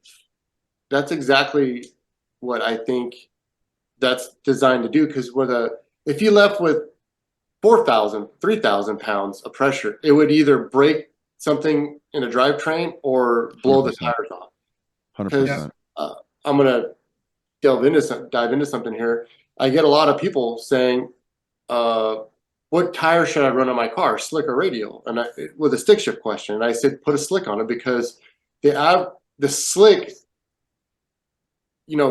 has a lot of leeway with surfaces and and a lot of these people that are asking me questions, I can't get my car to hook. What tire is it on? It's on a radial. Well, put a slick on it, it'll go down the track, To get a radial to work, you're either going to break something or you have to do a lot of stuff because you can't. If she left with a radial with 3,200 pounds of pressure, she's going to either spin. It's going to be a nightmare. But the slick eats up that motion, and it absorbs the hit. It absorbs the hit so much. But if you have like a slipper clutch, so how much pressure do you think you leave with, Rich? So I think I'm like 356 pounds of base pressure just without any RPM. And then at 4,000, I don't know. I'd actually have to pull a sheet to have a look. I can let you know what it's awesome. Yeah, and I kid you not. Like if you're you could just sidestep the clutch and it'll literally like nicely accelerate you in the pits. It's that loose. That's beautiful, and that's how I imagine you're getting all these radials. Like the Grub Worm has a similar deal. Yeah, totally does. Yeah, and we actually compared graphs, and you can see mine. Like it's slipping for, geez, I don't know, 1.3, 1.4 seconds now. But I went down every day. It ranged from probably a 146, 60 foot to a higher RPM leave as a 141. But you could just feel it. The whole pass after you leave like that is so good because it's so consistent and you know what it's going to do. You can focus on your shift points. You can listen to the motor. It was a total game changer. And this was the first year I went to radials because I tried. Well, it's not the first time I've tried radials, but the last time I tried them, I broke everything. I broke everything: transmission, axles, like rear end, like everything. But That's the what they do. slicks down there on a really well prepped track, you end up doing what Bill's doing there, where you wad the tire up so hard because it's so sticky, and then it releases, and then you Pull lose. the tire off. Yeah, you lose the tire. But Yeah, 100%. You're exactly right, and it's hard to tell all these people, these internet warriors on our YouTube channel, or her YouTube channel, that put an automatic in it. You need this clutch. You need a dual. It's like, no, you don't. Like, it doesn't need that. It's just a 400 horsepower car, and she's been there. She built the first clutch in the car by her hand with her own hands, and she's been there every part of it. And this deal, and we're finally to a point where I think 3,200 pounds of base with the combination that it has seems to be pretty good. Yeah, I mean, Yeah, and one of the things, multiple events, so I think I'm doing all right. yeah, and you're running an organic disc, correct? Yeah. Yeah. So I would speculate that you could have, with the lighter pressure plate, gone to like a ceramic disc and perhaps accomplished the same thing because the coefficient of friction is a little higher on a ceramic. absolutely. Mhm. But I have had excellent results with the organic disc when I had an NA motor in this thing. Matter of fact, that's how I met Rich. And yeah, I do like the organic disc single with it's a great combination. It just kind of depends what you're after. So what's in your car? yeah, mine is an absolute sledgehammer of a clutch. It is a 2,700 pound. It's a Ram Pro Street clutch, but it's set up with it's a twin disc sintered iron discs. So without the clutch controller, it's just nuts. It's an on-off switch. Like it's horrible. But with the clutch controller and I've figured out which as a matter of fact, the 5135 formula is what I use, but I've found a favorable brand that I like the best, that lasts the longest and seems to work much better. And that's what I run. And it was a twin 10.5 inch, and I've since cut them down to 10s, and I could probably go smaller just because it's so over clutched, but it holds. But with the digital clutch controller, I can totally control the engagement of the clutch. So it, like a data log, honestly, you put it next to Rich's, they're hard to tell the difference. When you say, so you have a hydraulic throwout bearing then, or Correct. some hydraulic That's on correct. it, right? Correct. Yeah. And then it's basically a progressor. Is it basically like a progressor that when you dump the clutch, it only allows so much fluid through to slip the clutch, and then it allows it to come all the way out? Essentially, yeah, it's a hydraulic cartridge that is being PWM'd by a digital controller. And I don't know if you're familiar with it, but I can make adjustments on my clutch with an app on my phone. Like I don't have to get out of the car. I don't have to get under the car. I don't have to do anything. He's not good with technology, so he probably doesn't even know what it is. I mean, I was just thinking, like, we're underneath her car and I'm seeing, lines going to the hydraulic throwout bearing. It's got a McLeod throwout bearing. And I'm thinking, well, if she can dump the clutch and the fluid, she's pressing the clutch in the diaphragm. So when she dumps it, it's coming out, it's Yep. doing this. Yep. And if she dumped the clutch and there was something that could slow that process down to not shock something as hard. I mean, it's fine under 400 horsepower, but yeah, what happens when, like, because I'm building another car to come compete with you guys at some point, that should make 1,800 horsepower with a 5-speed or 6-speed. So I'm thinking, well, how am I going to control that and still stay with ACT because they're so good to us? Obviously, there's a slipper clutch from Black Magic, but I was thinking, well, maybe you could just run a progressor. If you had a progressor that just slowed the fluid back to the reservoir. yeah. So that's exactly what this does. And I actually have had a conference call with ACT. I need to get back to them because I get phone calls, texts, messages all the time. What kind of clutch should I put in my car? What kind of clutch should I put in my car? And really, the the missing piece right now, in my opinion, is a single disc clutch that can handle 1,000 horsepower. That's the diaphragm, and it's got to be, well, maybe not even 1,000 horse, but it's got to be a single disc sintered iron clutch. And you call McLeod, and they're like, oh no, you can't do that, it'll destroy the clutch. You know what? We've done it, and the clutch lasts fine. It works just fine. My clutch is not designed for sintered iron discs, but I did 4 events and probably 5,000 plus miles last year with the same discs in my clutch. I had to reshim it, but I didn't change the discs out all summer, partially because I couldn't get new ones. but I reshimmed the clutch, and it worked beautifully all summer long. So his clutch controller is exactly what it's more sophisticated than what you're describing. Like, you can time, like if you let it off the floor, there is a certain time limit where there's a bite point. You put that in there, and then how long do you want to let it slip for what period of time, and then it releases it. And then if you're going to use the clutch for the rest of the pass, you can ignore it all too. So so his only is a work on the launch version of what you're describing, Tony. Yeah, and it has 2 features. If you're an NA setup, you can just get it right to the bite point or the engagement point where it starts to grab, and you can hold it there and just slip it for, you can adjust it down to the millisecond. If you're a boosted car, it has another option you can do that has a ramp feature, which functions exactly like the counterweights on his. Whereas the engine RPM comes up and the counterweight's coming out, the pressure, the clamp load on the clutch is increasing as the RPM's coming up, which is exactly like a ramp that you can do on the diaphragm. So as the power is coming up, you can be increasing the clamp pressure, so it's not just blowing through the clutch. And I can talk to you more about it offline if you want some more detail. That's excellent. Through our journey with the stick shift with her car, her learning how to do burnouts and launches, there's been a number of people, obviously, that say put automatic in it, which who cares what they say, but I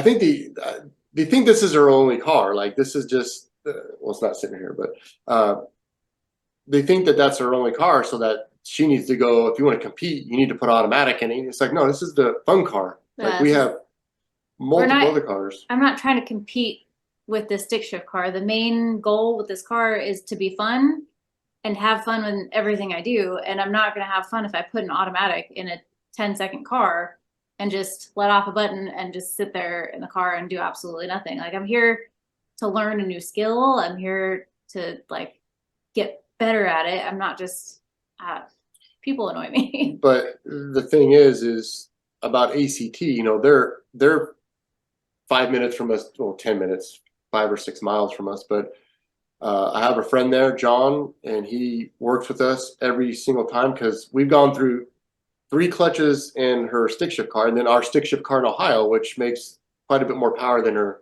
Maverick. I've been through some in there, mostly my own fault, but we got it sorted out. Her car sorted out. But what people see is her, like our last video that she just released, she goes to a no prep event and hurts the clutch. What they didn't see is the 11 passes on the street in about 30-minute time period of her beating burnouts, launches, come back around, burnouts, launches. And then, I mean, we have a lot of hits on them, but it's learning. It's like once you heat it up, like, well, the 2,800 pound base one, like, she got it hot and it hurt it. And I think it can't deal with it. Well, the 32, if she gets it hot, it can deal with it a little bit more because there's so much pressure. Just like I imagine how yours is slipping, putting a bunch of heat in, but towards the end of the track, it's got 7,000 pounds of pressure. So it's going to clamp no matter what. It's just going.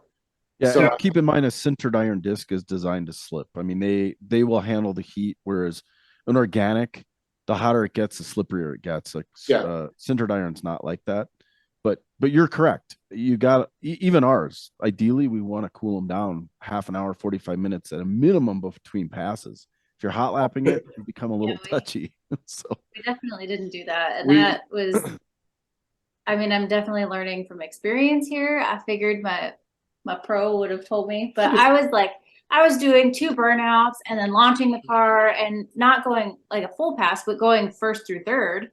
and then doing a U-turn and hitting the gears on the way back, and then just pulling right back up. And Well, it the gets like heat- what, 3 minutes the to cool down? heat is from that revving up and launching. That's where I believe all the heat comes from. Second gears, second to third is like whatever, but like the burnout and then launching it, it's just like, oh, it's just like Jesus, it's going. And we were just having fun learning, and I didn't want the fun to stop, so we just keep on going. Yeah, and I will tell you, Yeah, it has to be fine. yeah, and I will tell you, I run an infrared temperature sensor in my bell housing, so I can, I'm going to say, monitor the temperature of the clutch. It's really monitoring the hat temperature. The clutch, I don't know how you would measure the temperature of the disc, but you could relate that.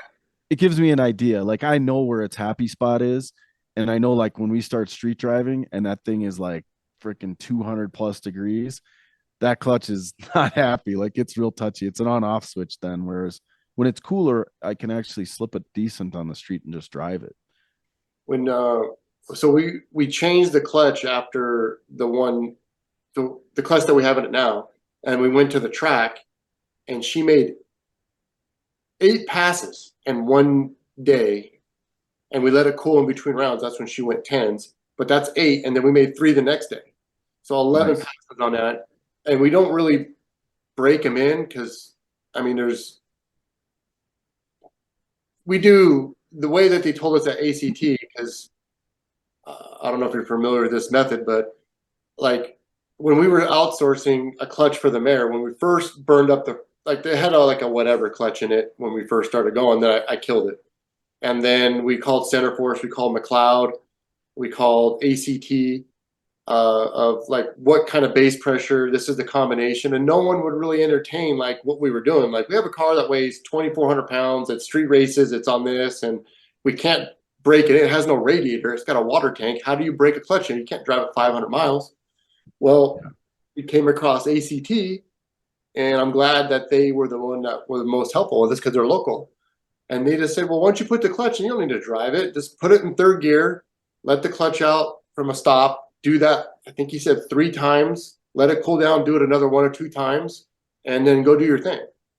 And that kind of methods work for us because there isn't 500 miles on all the clutches put together in her car because we're just out beating the hell out of it. It's been sitting on slicks, Yeah, you got to think it's not, and I'm sure we'll get arguments about this, but it can't be so different than betting in new brake rotors. You do 3 60-mile-an-hour panic stops and let it cool, and they stink and they smoke, but that's it. That's all they need, and they're done. Yeah, I'm part of a group that we ran darn near 300 miles an hour on the salt flats, and we put a new clutch in that before making a pass, and we had the thing up on jack stands, and we just I don't know if we had it in third gear or something, but we just in and out, just kept engaging the clutch and releasing it. They told us to do that like 250 times. So we took turns and got a leg workout. Got a leg workout, and it was fine on the pass. So yeah, there's like you said, there's some the clutch guys should know of other methods. So if that one works, I mean, it's funny you say that, Rich, because when I helped the Taylors with that Savoy that they did on Hot Rod Garage, same thing. That had a McLeod clutch, and on the dyno they just put it in, and Alex did leg day, and she just clutched in and out like 250 times, just like you said. And guess what? It won, and it did great. So, I would definitely take advice from you guys. You guys are out there with heavy cars going fast, all this technology in it, but these guys on the internet that say, well, you need to do this and you need to do that. It's like, well, what are you basing your idea off? Did you get your idea from another person that you've seen on the internet that hasn't done Oh gosh, like the they don't. YouTube world is terrible because they see one video of one guy that did this one thing, and then they go watch somebody else's video that's doing something different. They're like, well, Billy Bob did this, and that's how you should do it. You need to run this clutch because he did this, and he made that one pass, and he went 12s. So you should do this. I'm like, I mean, we literally, like, we were going to go out today, and drive her and run her car, but it started sprinkling. Like, because we went to the track on Friday, we only got 2 passes, and she's like, I need to make more passes. So we're gonna go out there and probably make another 4 or 5 hits on the street. And that car works pretty damn good on the street, enough to put heat in the clutch and do stuff. And it's like, people don't see, like, we only show a portion of what we're doing because we can't show everything on our YouTube channel because some of it's not exciting, and if we make 35 hits throughout the weeks, we can't show 35 no hits. one needs to sit there and watch 35 of the same car do the same exact thing over and over this again. This guy might.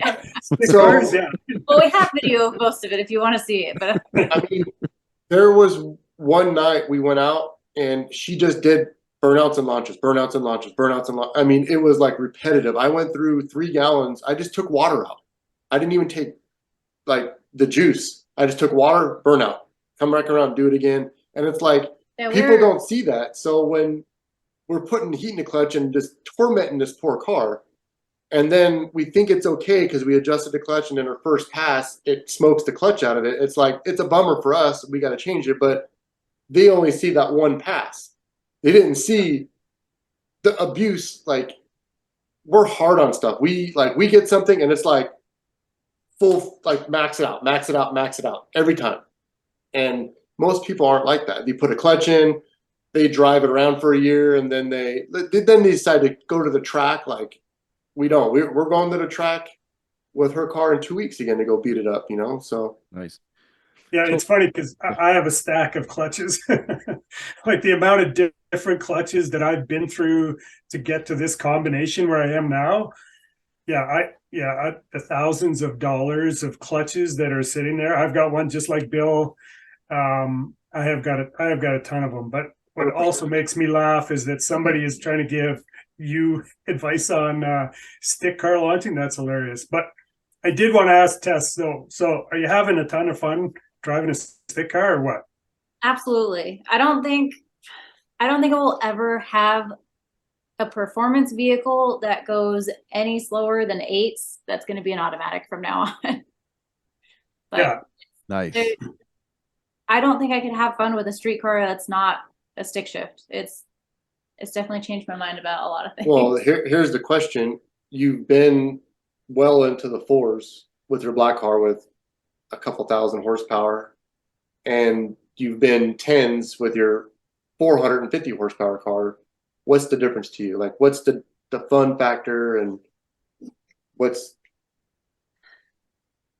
different. Like, I won't say one is better than the other. I think they both have their advantages and their disadvantages, but I'm definitely putting in a lot more work in the 10-second street car, shifting the gears, than I am in the radial car. Like, making 2,000 horsepower, I barely blip the gas and do a burnout and just carry it half track. Well, not half track, but big long burnout, big smooth. I am trying so hard to do a good burnout, to get a good launch, to get through all the gears as quickly as I possibly can, which isn't fast at all yet.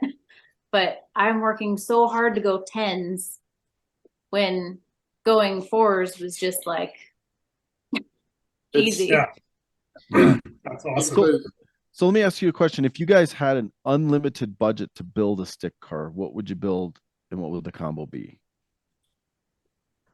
We both have answers and we both already have the cars. Yeah, waiting. so Nice.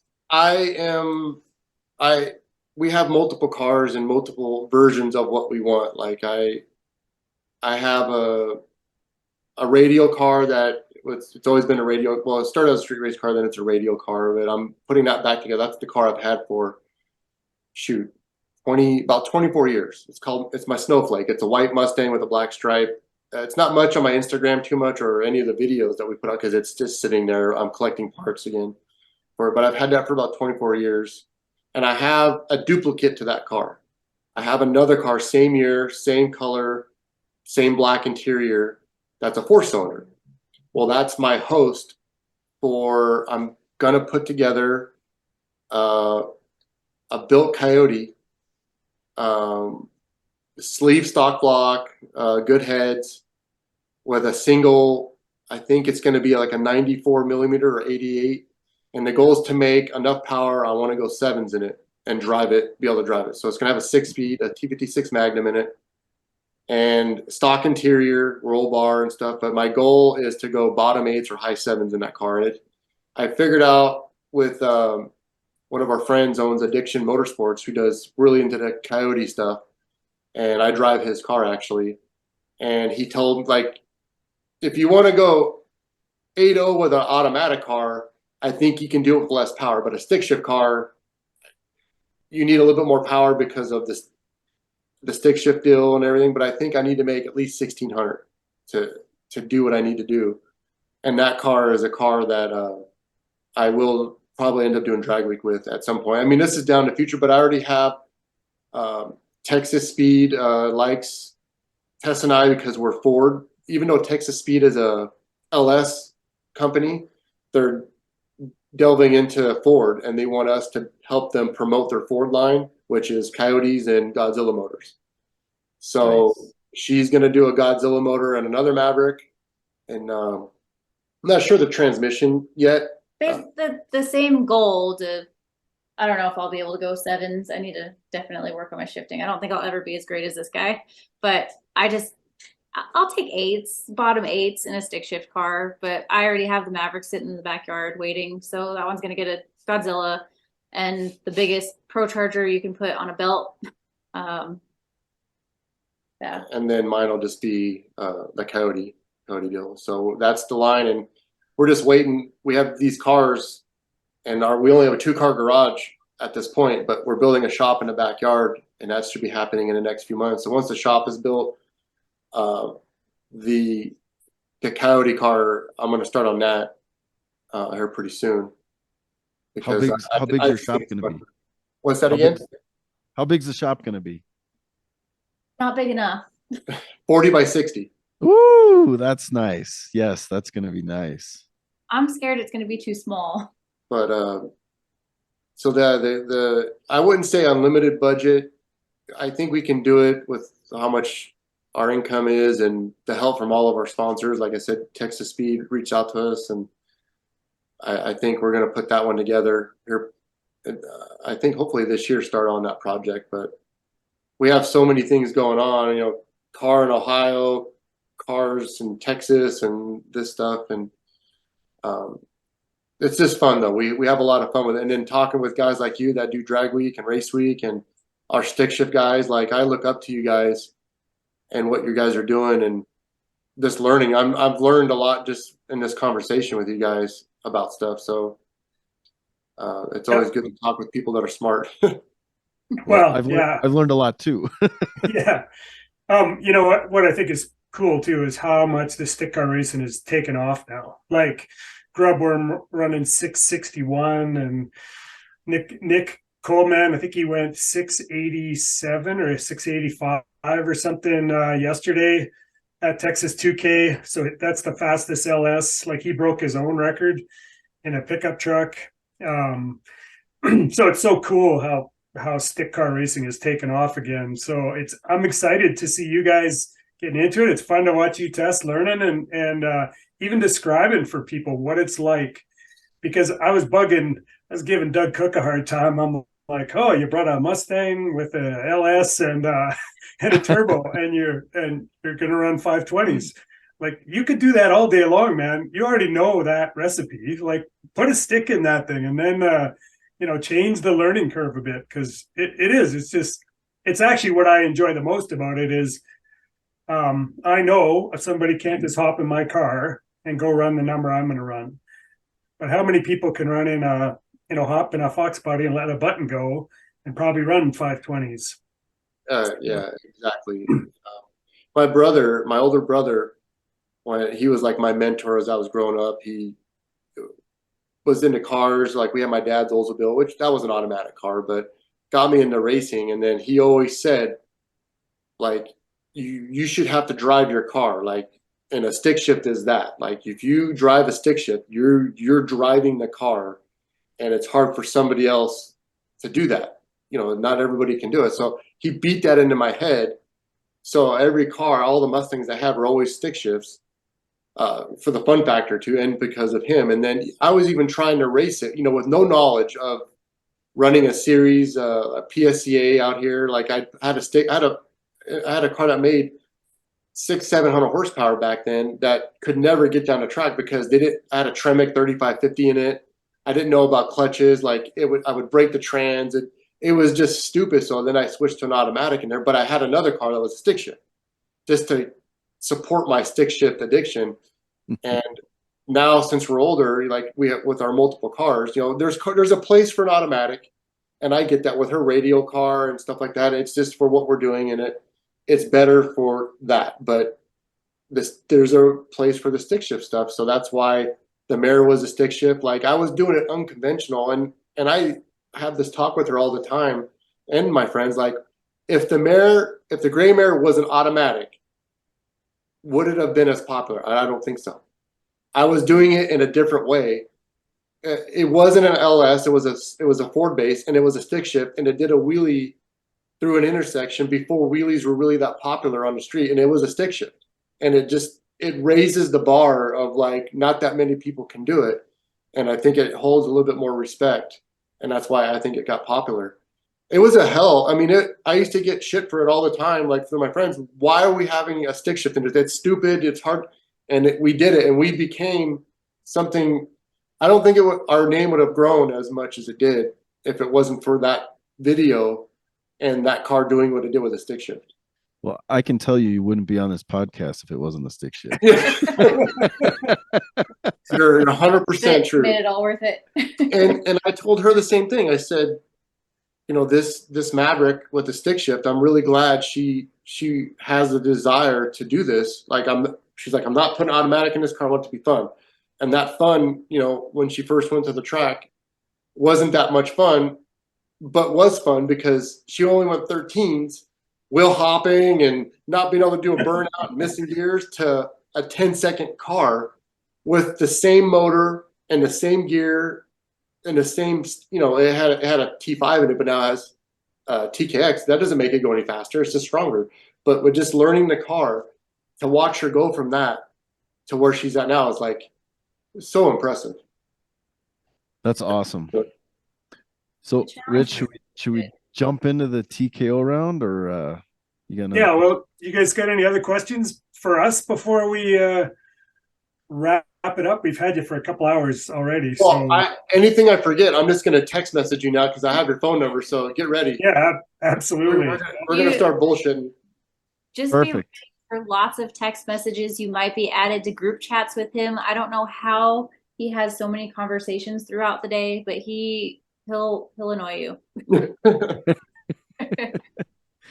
Perfect. So that's perfect. So we have the first round of questions, and you guys will be familiar with it. It's called the TKO round because that's a 5-speed transmission. We got 5 questions. So I'll start it off, and you both can answer. So it'll actually be like 10 answers, 5 questions, 10 answers. Ladies first. Yes, of course. Ladies first. What is the first car you owned and or modified? Actually, the first car I ever owned was a stick shift. It was a 1964 Baja Bug. Nice. I was probably 15 learning how to drive. Well, I learned how to drive in another stick shift car. I learned how to drive in a Samurai. That was my dad's, and that thing was terrible. It had like crazy gears in it. So it was like, meh, meh. I ran over a mailbox in that thing because I forgot to turn it off before I took my foot off the clutch. That was terrible. But first car I owned, 1964 Baja Bug, bright yellow. I love that thing. Nice. Mine was 1986 Toyota 4x4 when I was in high school, a little single cab stick shift car, and I used to beat the shit out of it, like grabbing gears. Like I think that's where all my learning came from. And I remember I was like grabbing gears, and I just pulled second. And I pulled the shifter out of the transmission. I broke these tabs that hold. It had like a weird system of how it went in there. Like its thing came in and turned, and it locked on these 2 dowels. And I broke the tabs, and I just pulled it through the boot. I'm like, what the hell? I pulled over, and my brother welded it for me. But that was the first car I owned. But my first Mustang I got when I was 19, and I broke. This is no lie. I broke the transmission the first night I got it. First night, I broke. Must have been a the T5. Must have been a T5. T5. I broke the shift Okay. for third and fourth, and I didn't have the money to fix it because I spent all my money buying the car, and the car was a pretty known car. It had street race before, and it was semi-stock, but beautiful car. But I broke the shift fork for third and fourth, so I had to drive it around with first, second, fifth everywhere for a while, and then that's what started my multiple breaking of transmissions. So, but yeah, that's it. Nice. That's pretty funny. Has Tess broke the shifter off the car yet? I don't have these arms. I have little noodle arms, so I don't break anything on the shifter yet. It's amazing what adrenaline will do, though. So Yeah. pretty much all of us have broken. Yeah, I've broken a few. Yeah, just Yep. the shifter handle, like bust the steel right off the thing. Yep. No. Same here. So just a quick thing about that braking transmission. So by the time I got the money together to rebuild or buy a new transmission, I found a guy that's about an hour away. It was a place called Stick Only, and he rebuilds transmission. It was $750. He rebuilds T5s, and he gives a warranty on it. And that was the worst thing that guy could have ever done for me, because I took that transmission back another 7 times to him. I shit you not. Like, I was so good at pulling a T5 out. I take it down there, and he's like, "What?" And he put something in it. There was one that broke with me just driving it. Like, I don't think he was too good at putting it together, and I definitely wasn't good at being easy on it. So I broke it quite a few times, and I bought the 3550. But yeah, a warranty on a rebuilt trans was no good for him. That's a bad business model. Yeah. Okay, we're gonna bang her into second gear here. What, in your opinion, has been the biggest technology change to move our sport forward? Now, Tess, you can answer however you like. Like, you can talk about drag racing, or you could talk about stick racing, whatever. However you want to answer that. Geez. Technology. I mean, I'm not allowed to have any technology on my stick car, but I just think EFI has definitely done a lot. Just Oh, good knowing answer. more particulars of your car and being able to fine tune something as well as you can with an EFI car, having all the data. Like, it's crazy to know all the things that you would never know had you had 50 sensors on your car. So definitely. Yeah, definitely EFI, but I wouldn't say it's technology that's helped the sport. It has helped the sport, but I'm going to say what I'm going to say is, I think that Street Outlaws, when it first started, bumped the sport up tremendously. I think without Street Outlaws, you wouldn't have as much technology that you have. I mean, there's other racing, of course, that goes on, but It brought a new light it brought a new light for to racing. people that had cars that hadn't driven them in a long time, or always wanted a car but never just went out and pulled the trigger to do it. I think the original show, what it was based off of, the first few seasons, inspired a lot of dads and their sons to go do stuff. And that was so good for the industry. Just seeing all these old hot rods come out again and people racing, I think it was really good for the racing community. Awesome. That's a great, All right. yeah, it's a great answer. I was watching Kyle. I think he was down in Texas this week, and both Boosted and Big Chief were out on the streets. Boosted was racing. Justin was just there watching because he just loves it so much. But on the way back from Sick Week, I was messaging Justin, and some of the comments that he sent me were so cool. He was like, "We were watching you drive that GTO all over the country." He's like, "We want to do what you're doing." And I was just asking him Pontiac questions, but yeah, it's amazing how far the drag and drive has reached. But I totally agree. Those guys, yeah, they kicked off another wave that's just been incredible. And I think of like Billy and his dad and all the YouTube stuff too. Yeah, it's just crazy. yeah, it has. All right, we're gonna palm shift this thing into third gear and hope the shift fork doesn't break. Yeah. So if you could spend one day with someone, anyone, alive or dead, who would it be and what would you do? Oh man. We usually give this one ahead of time, but Yeah, I just realized we didn't do that. Sorry. Oh, you go first. I don't Oh, even geez, I know. was looking at you to order No, I first. don't even know. Who would I want to spend some time with, alive or dead? It'd be nice to have my dad come to the track with us more and do stuff. It's even he's getting older, and doing that video with my dad in his car, I think that was really good. So Yep. not just necessarily him, but like we don't really all get together too much because we're always gone or just stuff. But it'd be nice to have him come out more and appreciate what how far her and I have come in this sport and meeting people. And you know, you're in Canada and Bill's in, I think, Colorado, right? So Colorado. we're taught, you know, it's opened up a lot of doors to meet people, and I wish he could travel with us and do stuff more. So, but that's not for just one day, I guess. But yeah, more than one day would be awesome. So, And Yeah. being able, I guess, spend a day with your dad when he was younger and could grasp yeah, the way Yeah. that technology has made this sport so much better in communicating with people all over the world and being able to have this community be more than just the people you go race with on the weekend. It's yeah. So my dad of 30 years ago, right now, would be awesome. Yeah, that'd be because without him, I wouldn't be where even the start of it. Like he hasn't gone out with me that much, but he was the one taking me out in his car cruising the boulevard when I was 8, 10 years old. That sparked this interest in this sport that's carried me this far, you know. So that's Yeah, Nice. Bill, if you haven't seen the video where Tony takes his dad out, it's an awesome video. Okay, And I'll Tony have to watch that. gets into the throttle a bit, and yeah, you were just asking him the question. That was a very cool video. Nice. Yeah, I'll have to check. All that right, out. Tess. man, I still don't know. Um, yeah, That's okay. We could, it's terrible. I mean, obviously my dad too. My dad passed about almost 5 years ago now, so he never really saw my black car to the potential that it was at. But I don't want to get sad.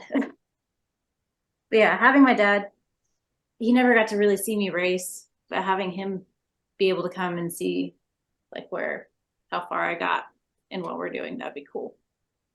That's awesome. yeah. Okay, we're gonna bang her into fourth. We're flying through the 8th mile. Hopefully the wheels are still on the ground. What influences you to build your cars? Going faster, adrenaline. It's funny because with my stick shift car now, I just wanted a fun street car that I could take to the track and go 10s, that I could drive to the track, go 10s, and then drive home. But now that I've gone to the track, gone 10s, I kind of want to go 9s now. And there's always this thing in my brain of like, if you just do this little bit, you can maybe go this fast, or if you just put a little more effort into it doing this, you can go. It's a never ending thing, and I don't know what it is that keeps my brain pushing to spend more money and have more sleepless nights and just torture myself just to, spend 10 seconds on a track to go faster, but it's there. I mean, the goal is to spend more money to spend less time in your car, unless you're doing a drag week, because then you spend a lot more time in it. But like the Radial cars or her black car, my Snowflake, like you're spending a lot more money to decrease the time you spend in it going down the track. That's basically the goal, right? So it seems kind of weird, but yeah, it's the adrenaline. It's the adrenaline thing, you know, when you make a good pass or you have the camaraderie of your friends with you and you meeting new people that maybe you're teaching them something or influencing somebody else, or they're teaching you something, you know, and that's how you get better at stuff, by just being around people that are great people, and you just absorb it and move on. Yeah, when Bill, I think it was race week last year, lots of trials and tribulation to get there. And then Bill and I made a side-by-side pass, parachutes out. They had a picture of it at the end. It was like, yeah, baby, it's all worth it. That was so worth it just to Totally. just to Agree. race him and be so close together. And your heart pumping at the end. One moment like that makes you forget about all the terrible stuff you went through. Yeah, bleeding Yes, knuckles, and we're still waiting to do side-by-side 8s, and it's going to happen this year for sure. And we may be there to watch it. Yes, 2.0 for sure. Well, it might be in June. Yeah, but they'll do it again. Yeah. Well, Rich can't make not- the June one. Okay, No. so it might be 2.0. Yeah, I work at a petrochemical plant, and we have the plant that I'm responsible for. We have a huge turnaround for like 40 days. So I'm going to do the Canadian one called Miles of Mayhem, and then the next one will be Race Week 2.0. Yeah. All right. So now we've come off the track, and we're going to go down the highway and slide this thing into 5th gear. What, in your opinion, is the secret to stick shift racing? Timing. Okay. Patience. Yeah. Ah, excellent. Patience to learn the right timing. Patience. Hand-eye coordination, hand-eye foot coordination. Yeah, it's hard to explain to her. Like everybody that's good, I'm sure you guys have your own style, or I don't know. I just, when I shift, I just lift. I lift off the gas a little bit. Like I lift, and as I'm lifting, I'm pulling it out of gear already before the clutch is even in. And as the clutch is going in, I'm like passing through neutral, and then the clutch is in, and I'm already. I don't know. That's the best. It's hard to explain it, but I do lift a little bit. I don't keep it matted, but it's like just to take the edge off the synchros, because like I was telling her, I was showing her in her car, like if you rev the car out and you put pressure on, it'll hold it in to a certain point till everything relaxes, then you can take it right out of gear. So I said, if you lift a little bit, well, she's lifting all the way, but lift a little bit. If I had a TPS, sensor like Rich does, probably maybe I'm lifting a lot more than I do. Maybe I'm just lying to you, but I would say it's a 70%er, probably a 70%er. And I'm flicking the next gear. Obviously, on a face-plated trans, I'm probably a little less lifting a little bit. On a synchronized trans, I have my own little style. So I teach her that. I taught one of my other friends that was pretty good at it at a young age, and he never drives a stick shift anymore now. He's all automatic, but this is different styles, but patience is definitely a thing. For strength. Right. One of the biggest problems I'm having right now is I'm very weak, and like I don't have all the strength to get it into second as fast as possible when it's launching hard and leaving really hard and there's a lot of pressure on it. Getting into second has been hard for me. So I think I need to get stronger. Have to put a couple of rubber bands in the car, so while you can be like over the top. Yeah. Yeah. Yeah, while you're driving down the street, just keep on doing this exercise. Yeah. No, the car will be worn out. It's pulling back. That's good. So we have a dumbbell in the house, and every morning I do workouts. I'm like trying to get a little bit stronger there. Hopefully it'll work eventually. I do have a question. So I'm not really familiar with your guys' both combinations. So real quick, Rich, and real quick, Bill, like just go over your combos and power out real fast. I'm curious. Yeah. So mine's a 521 cubic inch Pontiac with a 94 millimeter turbo. Yeah, buddy.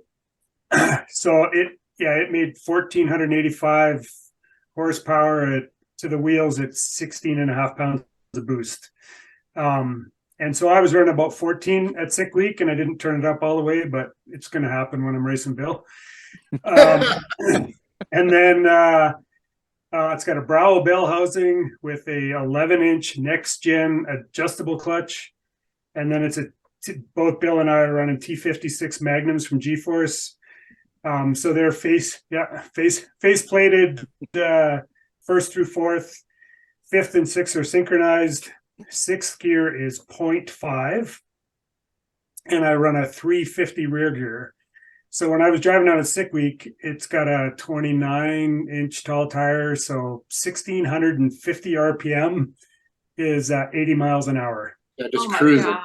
That's just cruising. Yeah. I And idle. then my shifting strategy is a little different than Bill's. I have a shift cut knob on mine now. Oh. So if I push or pull, it's got micro switches in there. It's just got two wires that come out of it. And I have it set up in my transmission, so I can shift it whenever. Well, I have it set so it's over 6,000 RPM.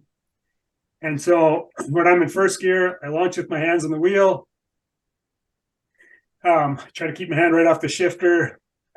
Shifted about $7,000. I just reach down, and when I pull the shift knob, it cuts ignition, and I leave my foot right flat on the floor. It cuts it for 0.12 of a second, goes into the next gear, and then I get 0.5 of a second to get my hand off the shifter, or it'll activate again.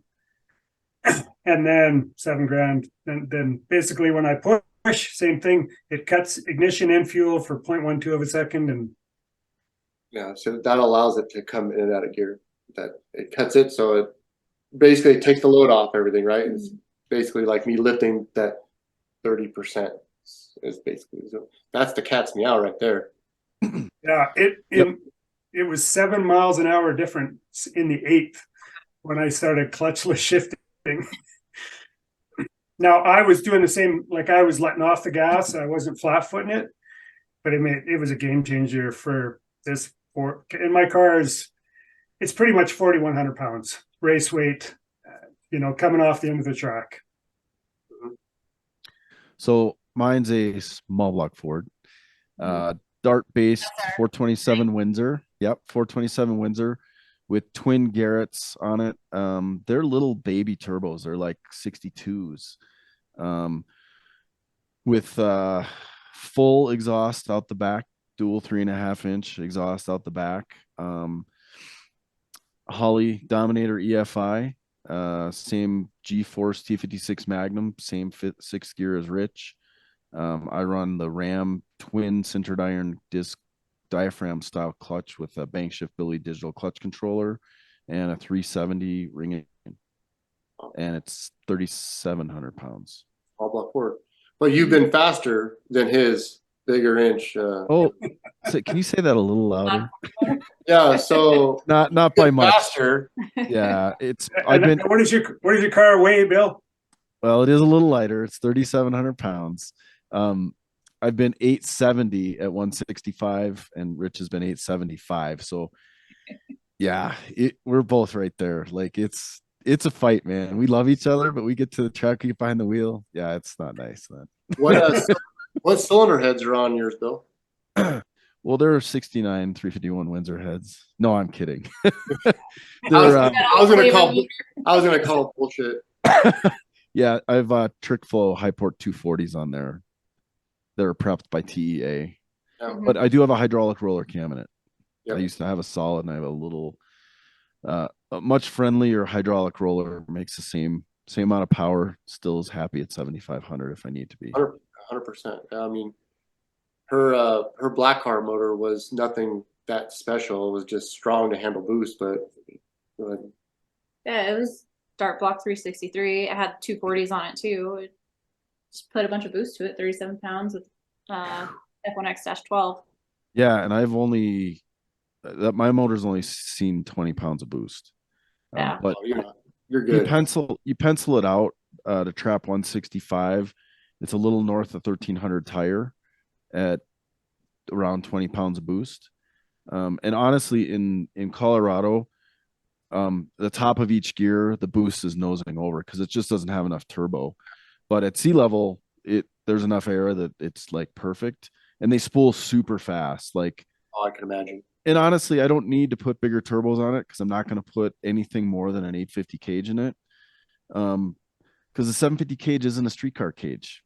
I'm not going to want to drive it when I got to climb in that freaking jungle gym to get in. And, I take the door bars out and I still have bench seats in it, front and rear. And, just driving on the street. It's a lot of fun. So her black car would make 37 to 40 pounds in 0.8 seconds. wow. Kind of car too, though. Like I you're mean- trying to throw everything at it as quickly as you can to try and get it there quicker. Yeah. But I mean, even that car, before we put the F1X-12 on it, we had a YSIB on it, and it did the same thing. We were overspinning the crap out of that blower, and it boost would come up to like 22 pounds and then drop down to like 19 before the ship. So it was definitely not adequate. But Here's a fun fact for you that you guys will appreciate. So my car traps the best mile an hour in Bandimere because I'm not using all my turbo. I have a whole bunch of turbo left, and the air is so thin there that my brick cuts slices through it. And because I can make just as much power, but there's just not the air resistance there. Not leaning on it at the other track. Yeah. Her in the radial world, like, you know, she's like I said, or she said, she's leaning on that car every pass where more timing, more. I mean, it's making max boost, and we were overspinning that blower, but her car on a good pass would trap an eighth of 160, 161 in that car. So it was pretty fast. Yeah. Nice. Well, why don't we bypass sixth gear? Because I think his answer at the beginning pretty much described what advice would you give. Don't tell them anything. Let them learn all by themselves. Our last question was, what advice would you give somebody getting into stick shift racing? Don't get taught by Tony or get taught by Tony. Don't get taught by Tony if you have a very small budget and you don't want to break anything. Okay. So, I had to try and do a different tactic than I taught my friend. So my friend, he's my little buddy. He's like my little brother, but he was my friend's son. He was my friend's younger brother, and he'd always want to come hang out. And he was 16, and he wanted to learn how to drive a stick shift. His brother had Mustangs, and we go street racing and stuff, and he wanted to learn. And how I taught him, I'd sit in the passenger seat. We were driving like a stockish GT Mustang, so it would go high 13s on the motor, and it had a little bit of nitrous and 112s. And I'd sit there, and he would make a pass, and I'd sock him in his arm, and I'd say, "Stop, do it faster." And he'd stop, and he's like, "Ah," and he'd stop, and he'd go through the gears, and we'd do this every Friday or Saturday night. Like, they'd come into town, and we'd go out, and time to learn again. Did you learn? Did you practice? Yeah, I practiced. And we go out again, sock him. Stop, do it faster. You're not fast enough yet. And he's like, Jesus, I thought I was faster. And I can't do that tactic with her. So he's watched some of our videos, and he's like, why aren't you teaching her how you taught me? And I'm like, I'm not going to sock her. And he's like, that's why she's not learning fast enough. Oh, man. Don't let Tony teach you how to drive a stick shift because he doesn't have good tactics. You should have a t-shirt that says, don't let Tony teach. Yeah. That's awesome. Yeah, Well, Tony can do, but he can't teach. So yeah. So you guys, this has been awesome. Like, I've learned a ton. It's been a pleasure to meet you this way.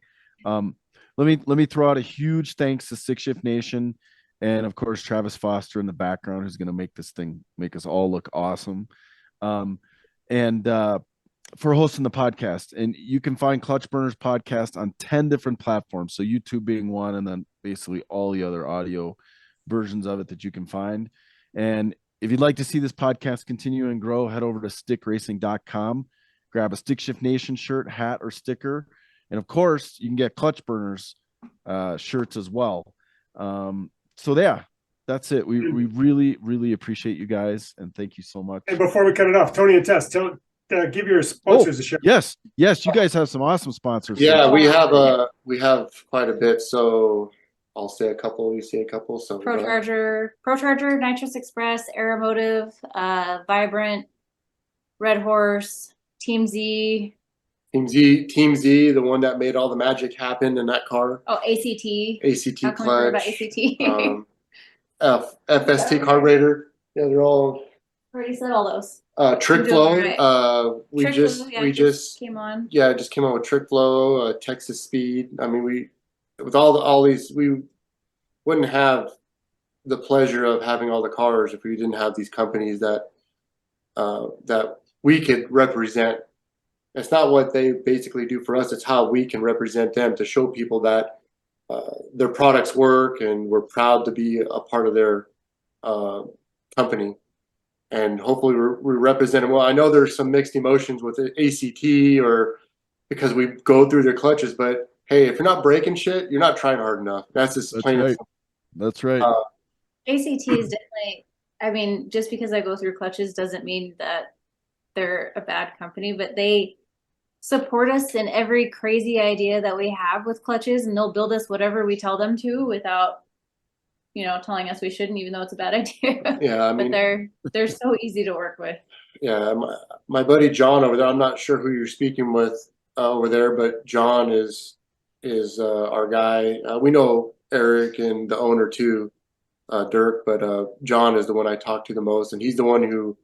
One of the times he had us coming on a Saturday, and that was one of our videos. We went on a Saturday and changed the clutch, and under lift. That one. Yeah. And we went through everything, and he redid stuff, and we put a little bit more stouter pressure plate in it, and off we went. And that one lasted. Well, on YouTube land, it only looked like we made 3 passes in it, or 1, but in reality, we made. I think that one had 40 passes on it in burnouts, in about a month time. Nice. Well, and a new driver, which yeah, it's gonna happen. Like I said, if you're in this sport and you want to excel, you're gonna break shit no matter what. You're gonna burn pistons, you're gonna blow head gaskets, you're gonna break clutches if you're into stick shifts, you're gonna break ring gears, you're gonna break U joints. You're going to twist your tail shaft out. You're going to twist splines out of your transmission. You're going to break shifters. You've done it. I've done it. These people that comment don't understand that their 13-second car has the same clutch in it for 5 years because they've only been to the track once, and he went 1350 on radials and he went home. Whereas you're out putting thousands of miles and going 8s with your guys' stuff, and we're not to that level yet, but she's going to eventually be with it, faster with this car, and I'm going to build another car, and I'm going to break a ton of shit. The only thing I probably won't break is the motor, and she won't break the motor, but everything around it's going to have its abuse, Yeah. If you're not learning from those mistakes and what you're breaking, if we broke the 2,400 pound base clutch and we put another 2,400 pound in there, it probably wasn't going to last that long. That's why we changed stuff around, and she learned and changed her driving style a little bit, and I knew this all was going to happen. It's just hard for people to understand it, and hopefully this podcast, people listen to it and understand and understand how stick shift driving is an art and it's a talent. And if you can do it and do it well, you're going to break shit. But people will look at you different because it's something that they probably can't do. Well put. Very well put. Yep. Well, thank you guys so much. Stick around for a second, but we'll wrap this up. Yes, thanks again for all your time. But don't go Thank you guys for having us. I really appreciate it. Yes, thank you. You're welcome.